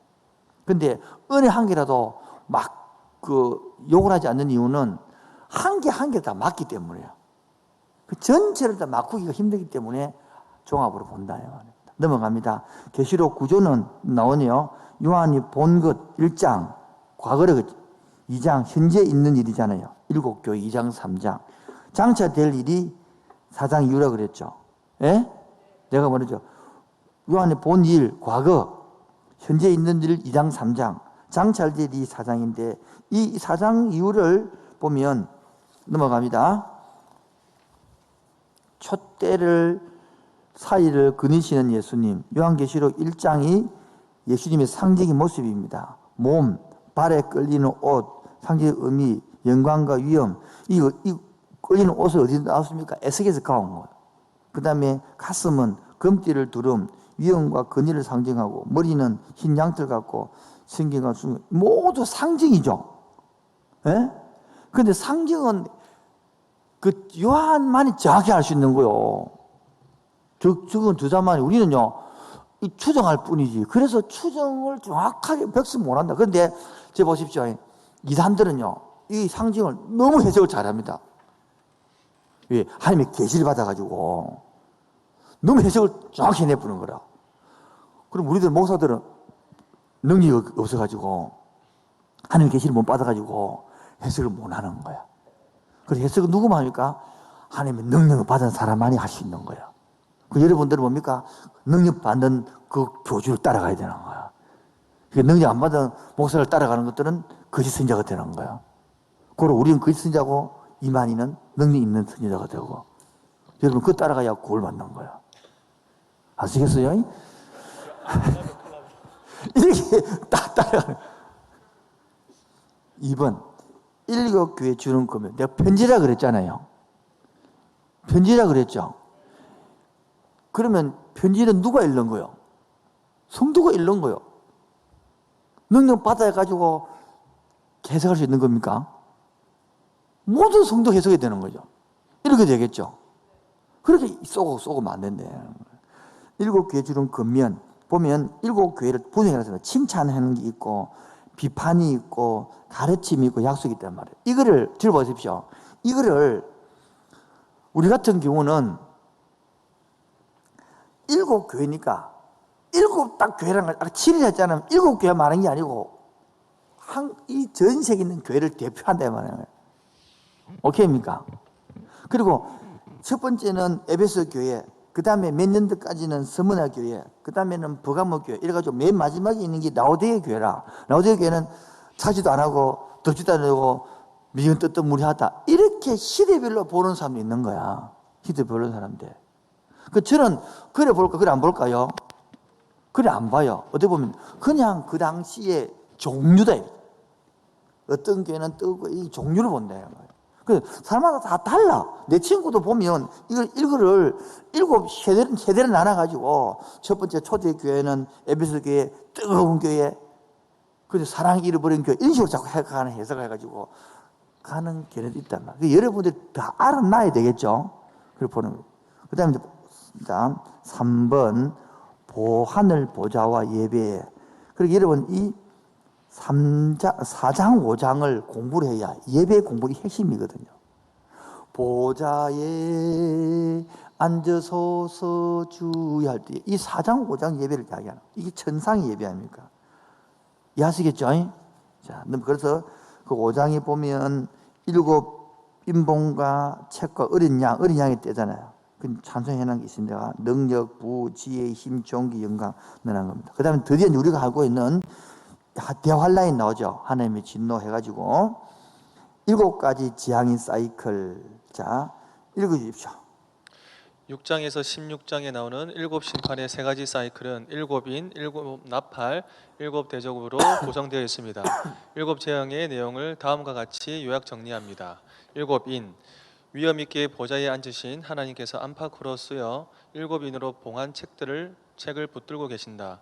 유다의 사자 외에는 그 인을 떼어 그 내용을 드러낼 자가 없다. 처음에 6인들이 떼어질 때 땅 위에는 전쟁, 기근, 죽음, 지진, 그리고 하늘의 대변동을 수반하는 참화가 쏟아진다. 땅의 임금은 그 진노의 순간에 낙담한다. 7 나팔, 7 나팔 심판은 각각의 나팔들이 차례로 울리면서 자연과 하늘의 재앙들이 다시 한번 일어난다. 그것들은 우박, 불, 떨어지는 별들, 죽음, 어두움, 화 등 사람들이 죽기를 구해도 얻지 못하게 하는 재앙이었다. 이 재앙 중 몇 가지는 모세 시대의 애굽에서 있었던 10가지 재앙들과 유사한 것들이다. 7 대접 14만 4천 명이 하나님의 보좌 앞에서 새 노래를 부르며, 두 번째로 요한의 환상 가운데 나타나고 하늘 한가운데 있는 천사들은 심판의 시간이 이르렀다는 소식을 알린다. 손에 낫을 든 인자가 땅의 추수를 시작하기 위해 오시고 심판을 위해 익은 포도들은 하나님의 진노의 포도주 틀에 던져진다. 그때 7 천사가 7 대접의 단계인 마지막 재앙을 가지고 등장한다. 그 재앙들은 종기, 피, 태우는 불, 어두움, 고통, 지진, 우박, 그리고 아마겟돈이라고 불리는 곳에서의 거대한 전쟁을 포함한다. 7 대접할 때 보십시오. 이게 10가지 지향이 나오면 그대로 다 가오는 거다. 그리고 구약의 상징들을 가오는 이렇게 가져오는 거다. 계속요. 이러한 7 심판의 사이클 중 내용이 삽입된 부분이 4곳 있다. 인과 나팔, 대접 재앙의 6제와 7제 사이에 예언의 말씀이 삽입되어 있고, 나팔 심판과 대접 심판 사이에 긴 내용이 삽입되어 있다. 예, 이각 말했죠. 삽입. 갈로 묶어 했잖아요. 이 2개만 해석가 이것 때문에 이해가 안 되는 거거든. 그럼 빼고 이거 보면 어떻게 이루어진다는 거예요.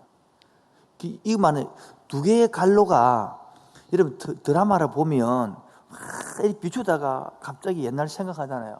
그 카메라 갔다 오르잖아요. 그런 식이다 말이에요. 참 쉽지. 넘어갔다. 근데 끝났었는데 다 이해 다 된 거예요. 그다음 계속요. 각각의 심판 중에서 7째 심판은 서로 유사점이 있기 때문에 세 종류의 심판이 동시에 일어나거나 약간씩 겹치는 부분이 있어서 그리스도께서 다시 오시는 때를 기점으로 모두 끝난다고 볼 수 있다. 또한 일부에서는 3가지 종류의 심판들이 연달아 일어나는 것으로 해석하기도 하는데, 이 해석은 7째 인이 7 나팔이며 7째 나팔이 7 대접이라고 본다. 다음 도표는 이 세 시리즈의 7 재앙이 어떻게 일어나는가에 대한 3가지 견해를 보여줍니다. 이 주목사님이 이런 걸 잘 해놨어요. 보십시오. 7 인은 쫙 어떻게 해놔놓고 7 나팔은 일어나고 이거 다 적어놨어요. 이렇게 됐죠? 이해되겠죠? 넘어오면 공간복음에서 나오는 재앙의 내용과 7 인의 재앙을 또 비교해놨습니다. 이 종말 해놨단 말이에요. 종말에 너무 재미지 않습니까?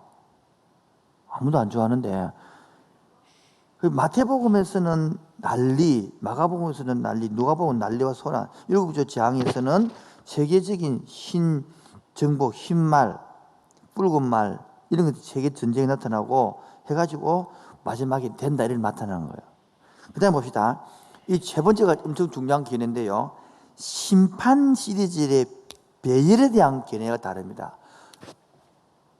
이 세 번째 꼭 올려주십시오. 축적 배열인데 심판이 반복되면서 심판이 강화된다는 거야. 이번엔 나팔리보다는, 아니, 대접보다는, 말이 안 되네.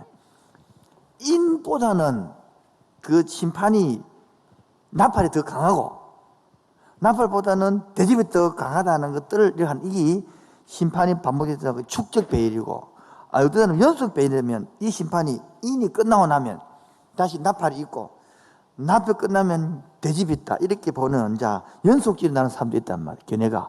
아시겠죠? 근데 세 번째는 끼워 넣기 배열. 일곱째 인이 이거 나팔을 소개해주고 있고, 다시 일곱째 나팔이 이거 대접을 소개해준다. 그래서 이렇게 그림을 보면 이런 식으로 나팔 보는 사람도 있다. 견해를 쓰면 하기 이해가 쉽죠? 어떤 사람들은 그래서는 여러분이 같이 결론을 내려야지 내한테 물으면 안 되고. 아시겠죠? 내한테 물어봤다 그럼 따진다. 그래서 나도 있는 게 이 사람이 있다는 거예요. 이거 있죠. 축적 배열. 이거 이해 안 해도 설명 안 해도 되겠죠? 그 밑에 부분 6장 7째 6장 7인의 재앙이 내려집니다. P631페이지 도표를 참조하시길 바랍니다. 이 재앙들은 예수님 재림전에 내려진 것이고 오직 하나님의 섭리에 의해 이루어지며 이 땅 위의 모든 영역에 미치는 것입니다. 7장 나팔 재앙이 일어나기 전에 환난에서 구원받은 자가 있음을 알려줍니다. 이들은 하나님의 인치심을 받은 14만 4천 명과 흰옷 입은 자들입니다. 본장은 최후의 때가 되면 견디기 힘든 핍박과 재난이 온다는 것을 경고하지만 하나님의 백성들의 구원과 영생에 대한 하나님의 약속이 신실함을 강조하고 그들은 극심한 환난 중에도 구원을 얻게 된다는 것을 알려줍니다. 8장과 9장 나팔 재앙이 진행됨을 보여줍니다. 10장 6번째 나팔 재앙과 7번째 나팔 재앙 사이에 부가적으로 삽입된 부분으로 7번째 나팔 재앙을 향한 점진적 과도기를 형성하고 있으며 그 준비 과정을 묘사하고 있습니다. 힘센 천사가 나타나 작은 책을 요한에게 주고 요한은 그것을 먹습니다. 이것은 사도 요한이 예언자적 사명을 받는 것을 의미합니다. 11장 이 말씀을 먹는다는 것은 그냥 이게 아니고 이걸 상징하는 것이거든요. 이걸 이상 해석하니까 이상 문제 되는 거지. 계속요. 11장 두 증인의 활동과 죽음과 7번째 천사의 나팔로 나누어집니다. 두 증인은 성전 측량과 그들의 예언 그리고 무적에게서 올라온 짐승에 의한 두 증인의 죽음과 부활을 묘사하고 있습니다. 자, 오른쪽에 보면 축적 배열에 의한 아까 세 가지 견해 배웠죠. 하나는 축적 배열, 하나는 연속 배열, 하나는 끼워 넣기 배열 배웠잖아요. 축적 배열로 본 심판 시리즈 구조입니다. 6장부터 16장에서 논리적인 순번위에서 1, 2, 3, 4, 5, 6, 4비고 7이 있는데요. 인심판은 힘말 전쟁을 상징하는 걸 다 인정하거든요. 그게 이제 한 개만 좀 풀이를 해볼게요. 하지 말까? 성경 집회 보십시오. 6장 한 펴드리면 시간 아니 10분 남았으니까 6장 보시면 내가 봄에 어린 양이 7인 중에 하나를 떼시는데 그때에 내가 들으니 네 생물 중에 하나가 우리의 소리와 같이 말하되 오라 하기로 내가 보니 흰 말이 있는데 흰 말은요 누가 하냐면 로마 군인들이 할 때 승리한 사람들이 흰 말을 타고 오는 거예요.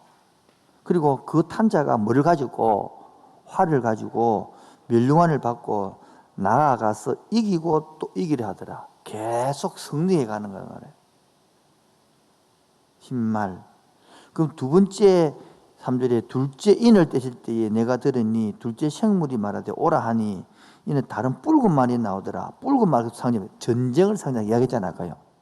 전쟁이 나는 거예요. 그래서 오니까 땅에서 4절에 화평을 제거해 버리고 서로 죽이고 또 큰 칼을 받았더라. 큰 칼 받으면 뭡니까? 심판 일을 받단 말이에요.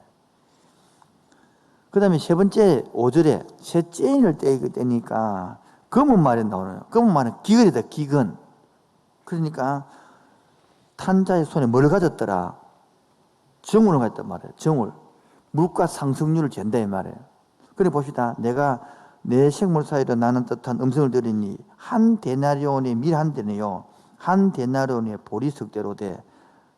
여러분 물가 상승이 12배 일어났다 이 말이라. 갑자기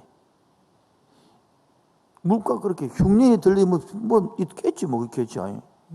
뭐도 모르지만은 뭐 이런 거를 그다음에 넷째 인을 떼니까 8절 보니까 청황색 많이 나오네요. 청황색은 죽음을 상징하잖아요. 10% 죽었단 말이에요. 그 이름이 나오네. 사망인이 돼 있죠. 8절에 음부가 그 따르더니 그것들이 땅 4분의 1을 권세를 얻으므로 금과 흉령과 사망과 짐승들로 적그리스도를 죽이게 되더라. 그 다음에 9절에 다시 읽을 때 보니까 이제는 말씀 앞에 순교자가 나온다. 12절에 여섯째 읽을 때 봤지만은 권력자들이 이 지진이 나면 해가 검은 털, 이름도 권력자들 나타나는 겁니다. 해가 떨어지고 별이 들어갈 때는 권력자 나타나는 모습들인 겁니다. 이것들이 13절에. 그렇게 어떤 거는 진짜 별을 말하고 아시겠죠? 어떤 건 권력자를 말하고 이거를 구분해도 되는데 무조건 다 그래 보면 안 된단 말이에요. 그 다음에 14절 보세요. 하늘이 둘말에 이리 갈라지고 이게 해오리 바람을 말하는 것이거든요. 섬과 섬이 갈라지고 15절에 이리저리 떨어지고 이 말이에요.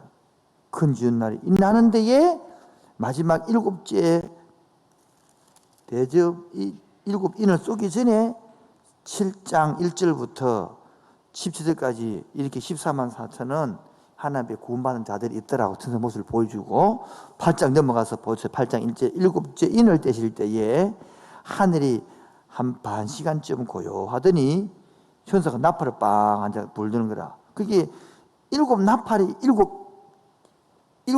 시작이 일곱 인이 이거 나팔이 되어버린 거야. 이거 되시겠죠? 그 첫 번째도 나팔을 부니까 또 뭡니까? 8장 7절 첫째 천사가 나팔을 부니 피 섞인 누박과 불이 나와서 땅에 부니 세상을 말합니다. 피 섞인 피가 뭡니까? 안 하게 출애굽기 딱 떠오르면 되겠죠? 나일 강물을 물어봤고요. 그런 것처럼 쏟아 부으면 되고 그다음에 8절 둘째 나팔을 부니 바다에 뭡니까? 온 세상에 바다가 오염된다 이 말이겠죠.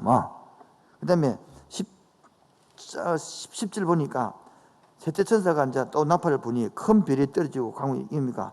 주의 종들이 큰 별이라는 주의 종들 신선한 종들이 세상에 음란한가 인계 경제 문제 여자 문제 푹푹 쓰러지더라 이 말을 말하는 거예요.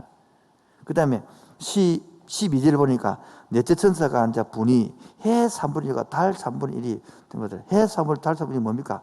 밤지 잡더라. 이렇게 해석으로 쭉쭉 해석을 해 나가는 거죠. 여기 보면 이제 그 중에 보면 해 3분의 1 쭉 나오죠.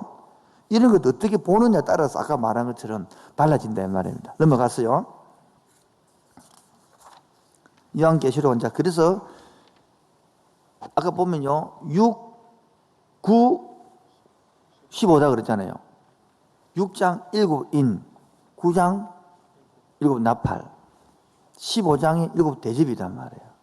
그래서 12장부터 그러면 10부터 14까지 갈로 내용인데 7가지 재앙2를 나타내면서 모습을 보겠습니다. 계속요. 읽으십시오. 이제 마지막입니다. 나팔 재앙과 마지막 재앙인 대접 재앙이 있기 전 그 중간에 일어나는 재앙입니다. 12장에서 14장은 계시록의 핵심을 이루는 여기 부분입니다. 핵심이거든요. 계속요. 한 여자를 삼키려는 붉은 용의 대결, 그리고 사탄의 하수인인 두 짐승 등 한 여자를 삼키려는 붉은 용 이런 거다. 한 여자라는 것은 뭐냐니까 구약에 있는 구약 성도가 있어 예수님을 상징합니다. 여기서 그를 없애버려 한단 말이에요. 용이 이걸 알아들어야 되는 거예요. 그런데 사탄 원수인 두 짐승이 그를 거절한다. 그 두 짐승은 누구겠냐? 궁금하죠? 예? 그게 12장이 나와요. 12장이 보면 한 여자가 있고 붉은 용이 있단 말이에요. 근데 13장에 한 짐승은 또 다른 13장 1절에 한 짐승이 나오고 13장 11절에 또 다른 짐승이 나온단 말이에요. 이 두 짐승이 예수님을 잡아 죽이려 한다 이 말이에요. 그리고 지금도 두 짐승은 교회를 핍박하는 정도. 그 당시에 로마서 아까 과거주의 해석으로 그러면 이 짐승은 누구 내려오게 되는 거예요, 바로 이제. 요즘 즉 그리스도가 되는 거야. 누군지 모르지만 그렇게 시대주의 해석에 따라 다 해석하는 게 달라지겠죠. 그렇게 누구 지금은 뭡니까? 우리 저 짐승이 누구? 물질주의 이런 게 되는 거라. 아니면 성공주의 이런 것들이 기독교를 다 잠식해 먹는단 말이에요. 해석을 할 수 있는 거지. 이해하시겠죠, 대통령? 읽으십시오. 어둠의 권세와의 대결이 첨예하게 전개되지만 그 엄청난 영적 싸움에서 하나님의 백성은 하나님과 그리스도의 승리로 그 승리에 동참하게 되며 보호받는다는 결국 것입니다. 보호받는다는 뜻입니다. 계속요. 14장은 온갖 핍박과 고난 가운데 놓인 하나님의 백성들에게 장차 있을 하나님의 공의로운 심판을 미리 계시해 보여주므로 그들을 위로하고 격려하는 내용입니다. 짐승의 표를 받기를 거절하다 죽임을 당한 신실한 성도들이 받을 상급과 짐승을 경배하는 자들이 받을 최후의 심판에 대한 예언적 선포인 것입니다. 여러분이 헷갈리는 것이 7장에도 14만 4천이 나오거든요. 그 다음에 14장에도 14만 4천이 나오거든요. 그 똑같은 내용입니다. 그게. 그러니까 하나님이 보호받는 어린 양을 나타내요. 인이라는 것은 여러분 딱 이 도장 찍는 기거든. 다 그냥 옛날에 보면 소 같은 거 할 때 막 딱 불에 불고 달고 갖고 막 엉덩이 탁 찍고 나면 마크 딱 찍히거든. 그럼 이 사람은 이 주인이 되는 거란 말이야. 소가 막 방목을 해도 그 마크 찍힌 건 이 사람 주인이 되는 거예요. 그처럼 하나님 백성으로서 내 백성이다라고 탁 찍어놨다 이렇게 말해. 너는 내 길에 침말랐다 이 말이 이게 말아. 계속요. 먼저 14장 1절에서 5절의 14만 4천 명의 영광스러운 모습을 아래 도표가 잘 요약합니다. 그리고 새 천사에 대한 심판의 예고, 알고 긴 신자의 구원, 포도송이로 비유된 불신자들의 심판이 14장의 주요 내용입니다. 그 내용을 다음 도표가 요약합니다. 예. 이마에 어린 양의 이름과 아버지의 이름이 기록된 사람들 14절에 나옵니다. 성령으로 이 뭘 의미합니까? 성령으로 거듭난 하나님의 소유물이라는 표시의 사람들입니다. 그 다음에 보좌와 내 책물과 장로들 앞에서 새 노래를 부른 사람들 14장 3절에 나옵니다. 이거는 뭘 상징합니까? 새 노래는 질적으로 새로운 노래를 말하는 것으로 거듭난 사람 부른 노래를 말하는 거예요. 새 노래를 새로 지른 거 말하는 게 아니고요. 그 다음에 여자로 더불어지지 않은 사람에는 14장 4절 말씀은 도덕적인 순결, 신앙에 저격시킨 사람들을 말하는 거고. 이거 갖고 14장 읽으면 된다고 이해하시겠죠? 이렇게 하면 넘어가는 거예요. 그 다음에 15장, 16장은 마지막 장 7 대접을 준비하는 과정이죠. 그 다음에 17장에서 19장은 지하의 도성, 즉 그리스도, 바벨론이 망한다는 거. 절 보겠습니다. 이런 바벨론이 언제 망했어요? 옛날에 망했어, 그렇죠? BC 586년에 바벨론이 예루살렘을 망해가지고 그 바벨론이 멸망하고 메데 파사가 오잖아요. 그때 멸망됐단 말이에요. 아, 그럼 바벨탑이, 바벨시티가 뭡니까? 창세기 11장에 나오잖아요. 그게 언제 망했는데? 이 세상이 바벨이라는 거예요. 그 18장, 19장에 보면 상업이 망한다는 소리거든요. 봅시다. 18장이 바벨론 멸망을, 18장 2절 보세요. 힘찬 음성으로 외쳐 이르되 무너졌도다 무너졌도다 뭐요? 큰 성 바벨론이요. 나오죠? 거기는 귀신의 처소와 각종 더러운 영이 나오게 합니다. 그리고 그중 넘어가서 보면 9절 그와 함께 음행하고자 하던 땅의 왕들이 그가 불타는 연기를 보고 울며 가슴을 치고 10절에 화화했다 이러는 거예요. 또 11절에 보면 누가 웁니까? 땅의 상인들이 울고 있는 거예요. 애통하는 11절에. 왜냐하니까 12절부터 14절에 보면 온갖 보석들을 이런 것들이 사무도 안 산다는 말이에요. 왜 14절에 보면 없어졌다 그러고요. 15절에 보니까 치부한산이 없다 하이다. 그 다음에 또 누가 웁니까? 17절에 보니까 부가 한 시간에 망한도다. 모든 선장과 각자 다니는 성객들이 선원들이 우는 거야. 19절에 하잖아요. 그 다음에 네 번째 우는 놈 20절에 하늘과 성도들과 사도 편지자들이 말미암아 즐거워하는 우리들은. 그러니까 바벨론 뭡니까? 물질주의가 망해버려. 큰 배가 무역이 자기 말해서 성이 망해버리니까 무역선이 갈 필요 없어요. 그러니까 상인들이 울고 왕이 울고 이래야겠죠. 장사꾼들 울고 이런 이 배기는. 이 세상이 망한다는 거예요. 그게 바로 도피성 철로 역정이 이 성이 망한다는 거예요. 그래서 우리 이 성에다가 이 성에다가 아파트를 짓고 그래 그 레미안이 가갖고 그래 LCT 치고 그래 살다가 죽을 건데. 그럼 요한계시록의 마지막에 또 시한 세대가 뭐니까 이 땅에요 하늘나라도 있지만은 또 이 땅도 회복시켜 살거든요. 그래서 이제 자연 보호가 나오고 그래서 생태 신학이 나오고 그런 것입니다. 대충 15장 이해 되셨죠? 자, 읽으십시오. 17장, 19장. 17장, 18장 일곱 번째 대접 재앙과 그리스도의 재림 사이에 있는 상황입니다. 음녀 바벨론의 멸망을 언급하고 있습니다. 즉 17장에는 음녀의 등장과 그녀에 대한 심판의 내용이, 18장에는 큰 성 바벨론의 멸망이 나오고 있는데 음녀와 바벨론은 동일한 것이기 때문에 17장과 18장은 같은 내용을 다른 각도에서 본 것으로 다른 각도에서 보기구나. 하나의 연속적인 주제를 형성하고 있는 것입니다.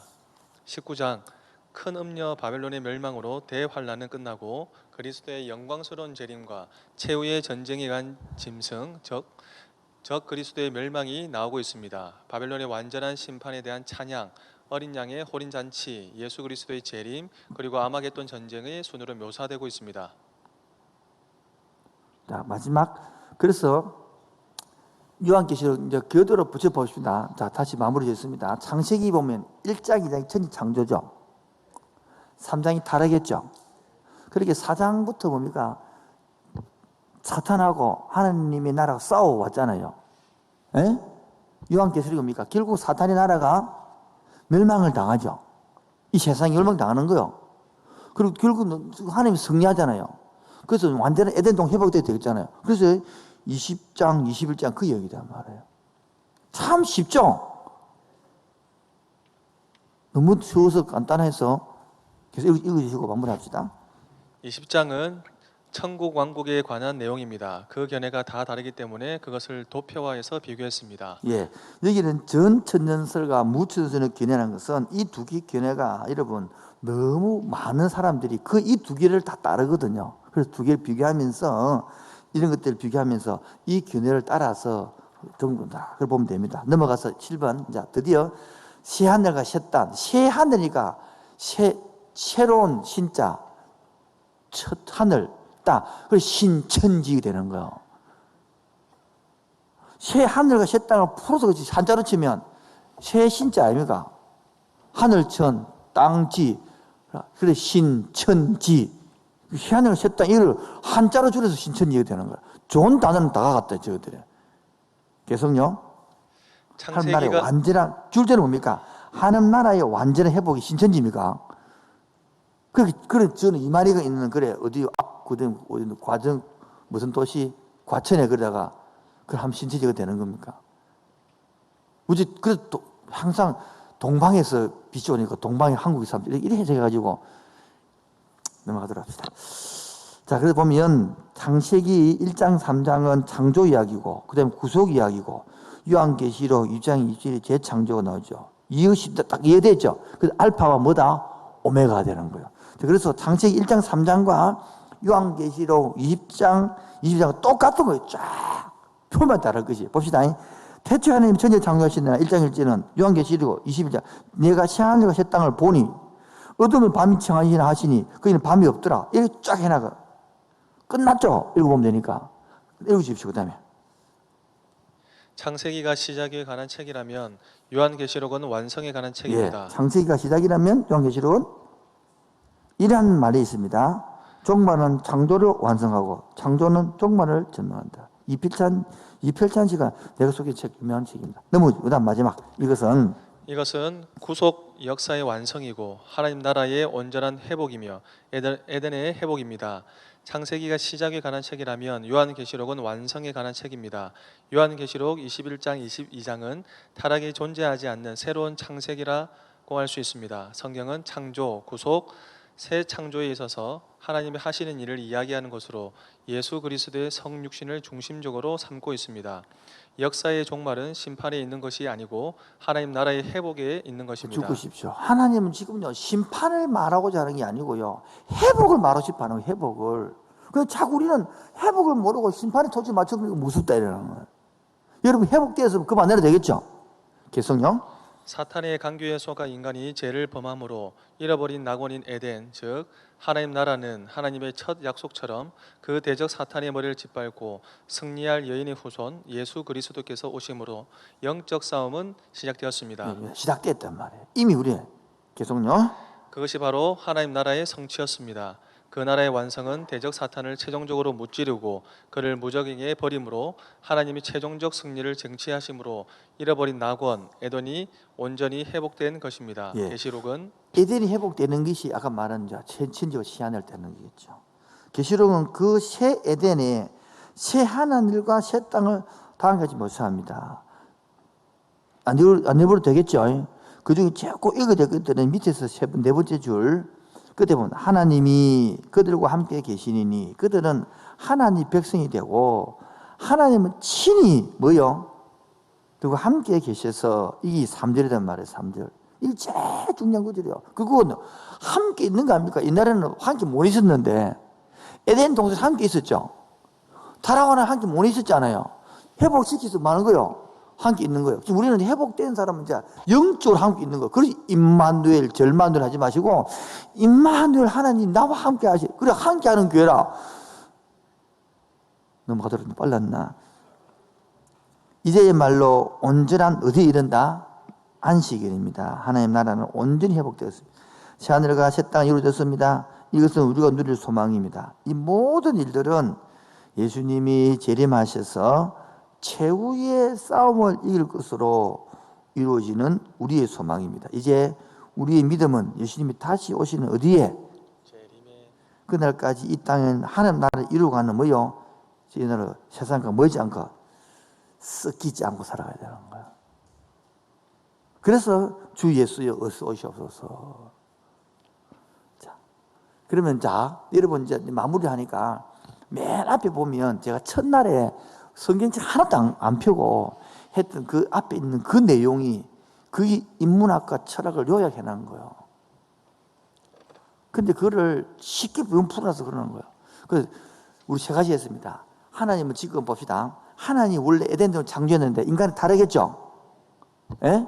그래서 우리 회복시키기 위한 구원의 역사를 구속사라 한단 말이에요. 무슨 역사? 여러분이 구원의 역사를 쓰고 있는 겁니다. 아멘.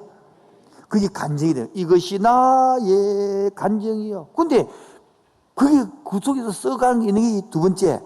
누구 통제받아 써갈 수 있겠어요? 하나님의 통제받는 거예요. 근데 우리는 세상에 영향을 받아버린 거라. 돈의 중심을 가버리고 성공 중심을 가버리고. 그래서 세 번째, 뭐 하지 마라. 세상은 뭐 하지 마라. 섞이지 말아라. 우리는 보십시오. 지금도 많은 사람들이 금요 기도에 안 와. 세상에 섞여버려가지고 안 온다는 거야. 물론 여러 가지 이유 때문에 올 수 있겠지만 코로나 지금 9개월 만에 10개월 만에 우리 교회도 금요 기도가 반도 안 되게 돼버려.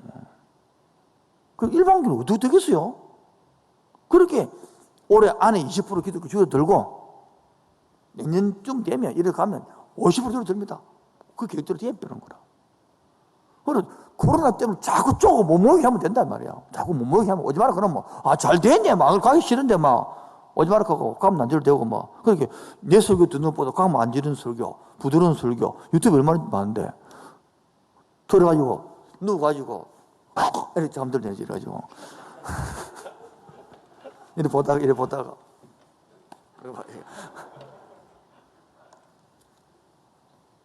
그래서 우리는 우리가 이 책 내용이 인본, 뭐요? 인간 중심의 세상에 태어나서 제약을 살고 있는데 구원받아 보니까 하나님 나라가 신본 중심이 된단 말이에요. 그 중간에 우리가 배웠죠. 뭐요? 영지주의. 또 하나는 무슨 주의? 율법주의. 또 하나는 신비주의. 또 하나는 금욕주의를 통하여 하나님이 같이 살고 싶은데 이러한 모습들로 쏘가버린다 이거예요. 이런 모습들로 많아진다는 거예요. 이게 뭐 이게 없노 이게 사라졌어요. 이게. 자, 우리가 지금 중요한 것들은 도장 사라지고 없네. 우리 속에 주어진 이 복음 나라를 이게 예수님대로 다 모아져 가지고 여기에 지금 뭐이고 장수도 있고 공간도 있고 다 초월해서 주님과 함께 살아가는 이게 이 하나님의 백성이 된 거단 말이에요. 하나님의 왕이 된 것이고 이걸 누림이 복음이다 그런 거예요. 뭐라고요? 복음이란 말이에요. 이 로마서 1장을 가는 거예요. 이 복음을 내가 가졌는데 내가 하나님의 사람이 되었고 하나님 책임지겠다는데 우리는 그 하나님을 모르니까 내 힘으로 얼마나 열심히 공부해야 돼. 열심히 돈 벌어가지고 내 힘으로 집 짓고 살아야 되는 거라. 그 집 망할 건데 그 바벨론이 망할 것인데. 그러니까 불안한 거예요. 그러니까 어떡합니까? 땅을 깊이 파가지고 가려고 우주선 만들어 올라가려고 그러고 계속 살려고 안 죽나? 그래서 그 과학이 만능주의 발달됐는데 그 과학을 달나라를 여러분 가면서 로켓들을 쏘면서 왜 돼지대가리를 갖다 놓고 절을 하노? 신기하지 않습니까? 여러분 그렇게 달나라를 올라가는데 왜 그 앞에는 그 나라로 발사하면서 왜 돼지대가리 갖다 놓고 절을 하노? 우리 한국도 나라호 올릴 때 나라호 몰라 쏘 올릴 때 돼지대가리가 그 부어를 앉아있단 말이야. 웃기잖아요. 그렇게 잘 만들어 놓고 비는 기라 잘 가도록 누가 앞에? 돼지 대가리 앞에. 그래서 과학이 발달하면 발달할수록 종교성이 사라진 게 아니라 더 종교성을 찾습니다. 그런데 하나님은 안 찾습니다. 하나님은 안 찾고 이상한 종교를 찾게 되어 있습니다. 코로나가 번성할수록 사람 외롭습니다. 여러분 이때 만약에 제가 안타까운 것은 인문학을 좀 했고 좀 윤리학을 했다면 복음 알았다면 진짜 복음 전하기 쉽습니다. 왜? 개인으로 친구에 찾아가서 여기 많이 나오는 것들 인문으로 적어내서 이야기 나누고 외롭기 때문에 교회 나오라 필요 없이 친구가 돼주고 들어주고 지 않고 외롭고 지금 자살률이 작년에 배로 늘어났어요. 배로. 앞으로 이야기집 이번 10월 때부터 덜 많을지 모르네 지금. 이렇게 흘러가고 있는데 기독교인이 눈을 떠야 되고 해야 될 일이고 만들어가야 될 판국에 지금 한국교회는 욕을 태하게 들어먹고 있고 기독교가 지금 말도 못하는 판국에서 기독교인 눈을 떠야 하는데 이때일수록 말씀을 가지고 과연 뭐를 성경이 말하고 있느냐 이거예요. 그럼 우리는 어떻게 살아가야 될 것이냐. 세상 사람들은 물질의 왕이기 때문에 물질이 없으니까 다 죽어버려 그러고 망해버려 하지만은 우리는 그 나라가 아니기 때문에 그 나라 갈 때에 우리들은 할 때에 그 나라가 아니단 말이에요.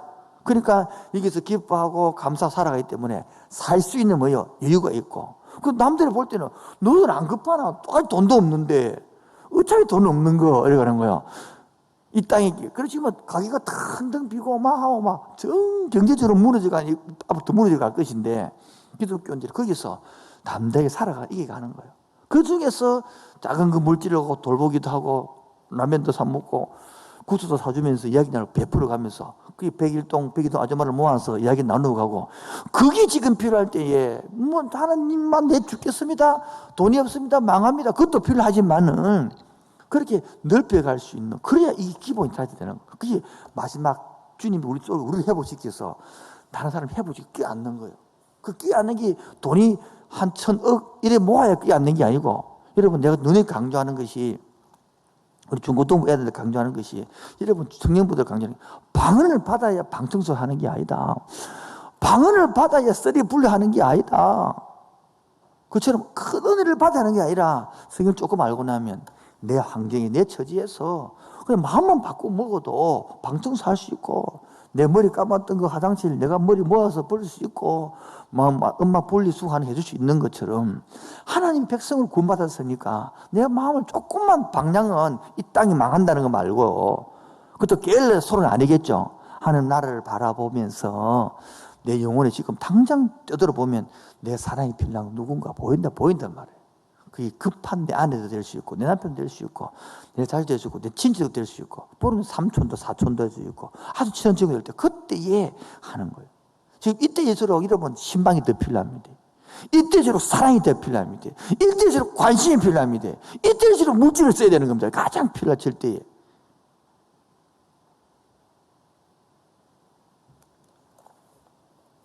책거리 함으로써 제가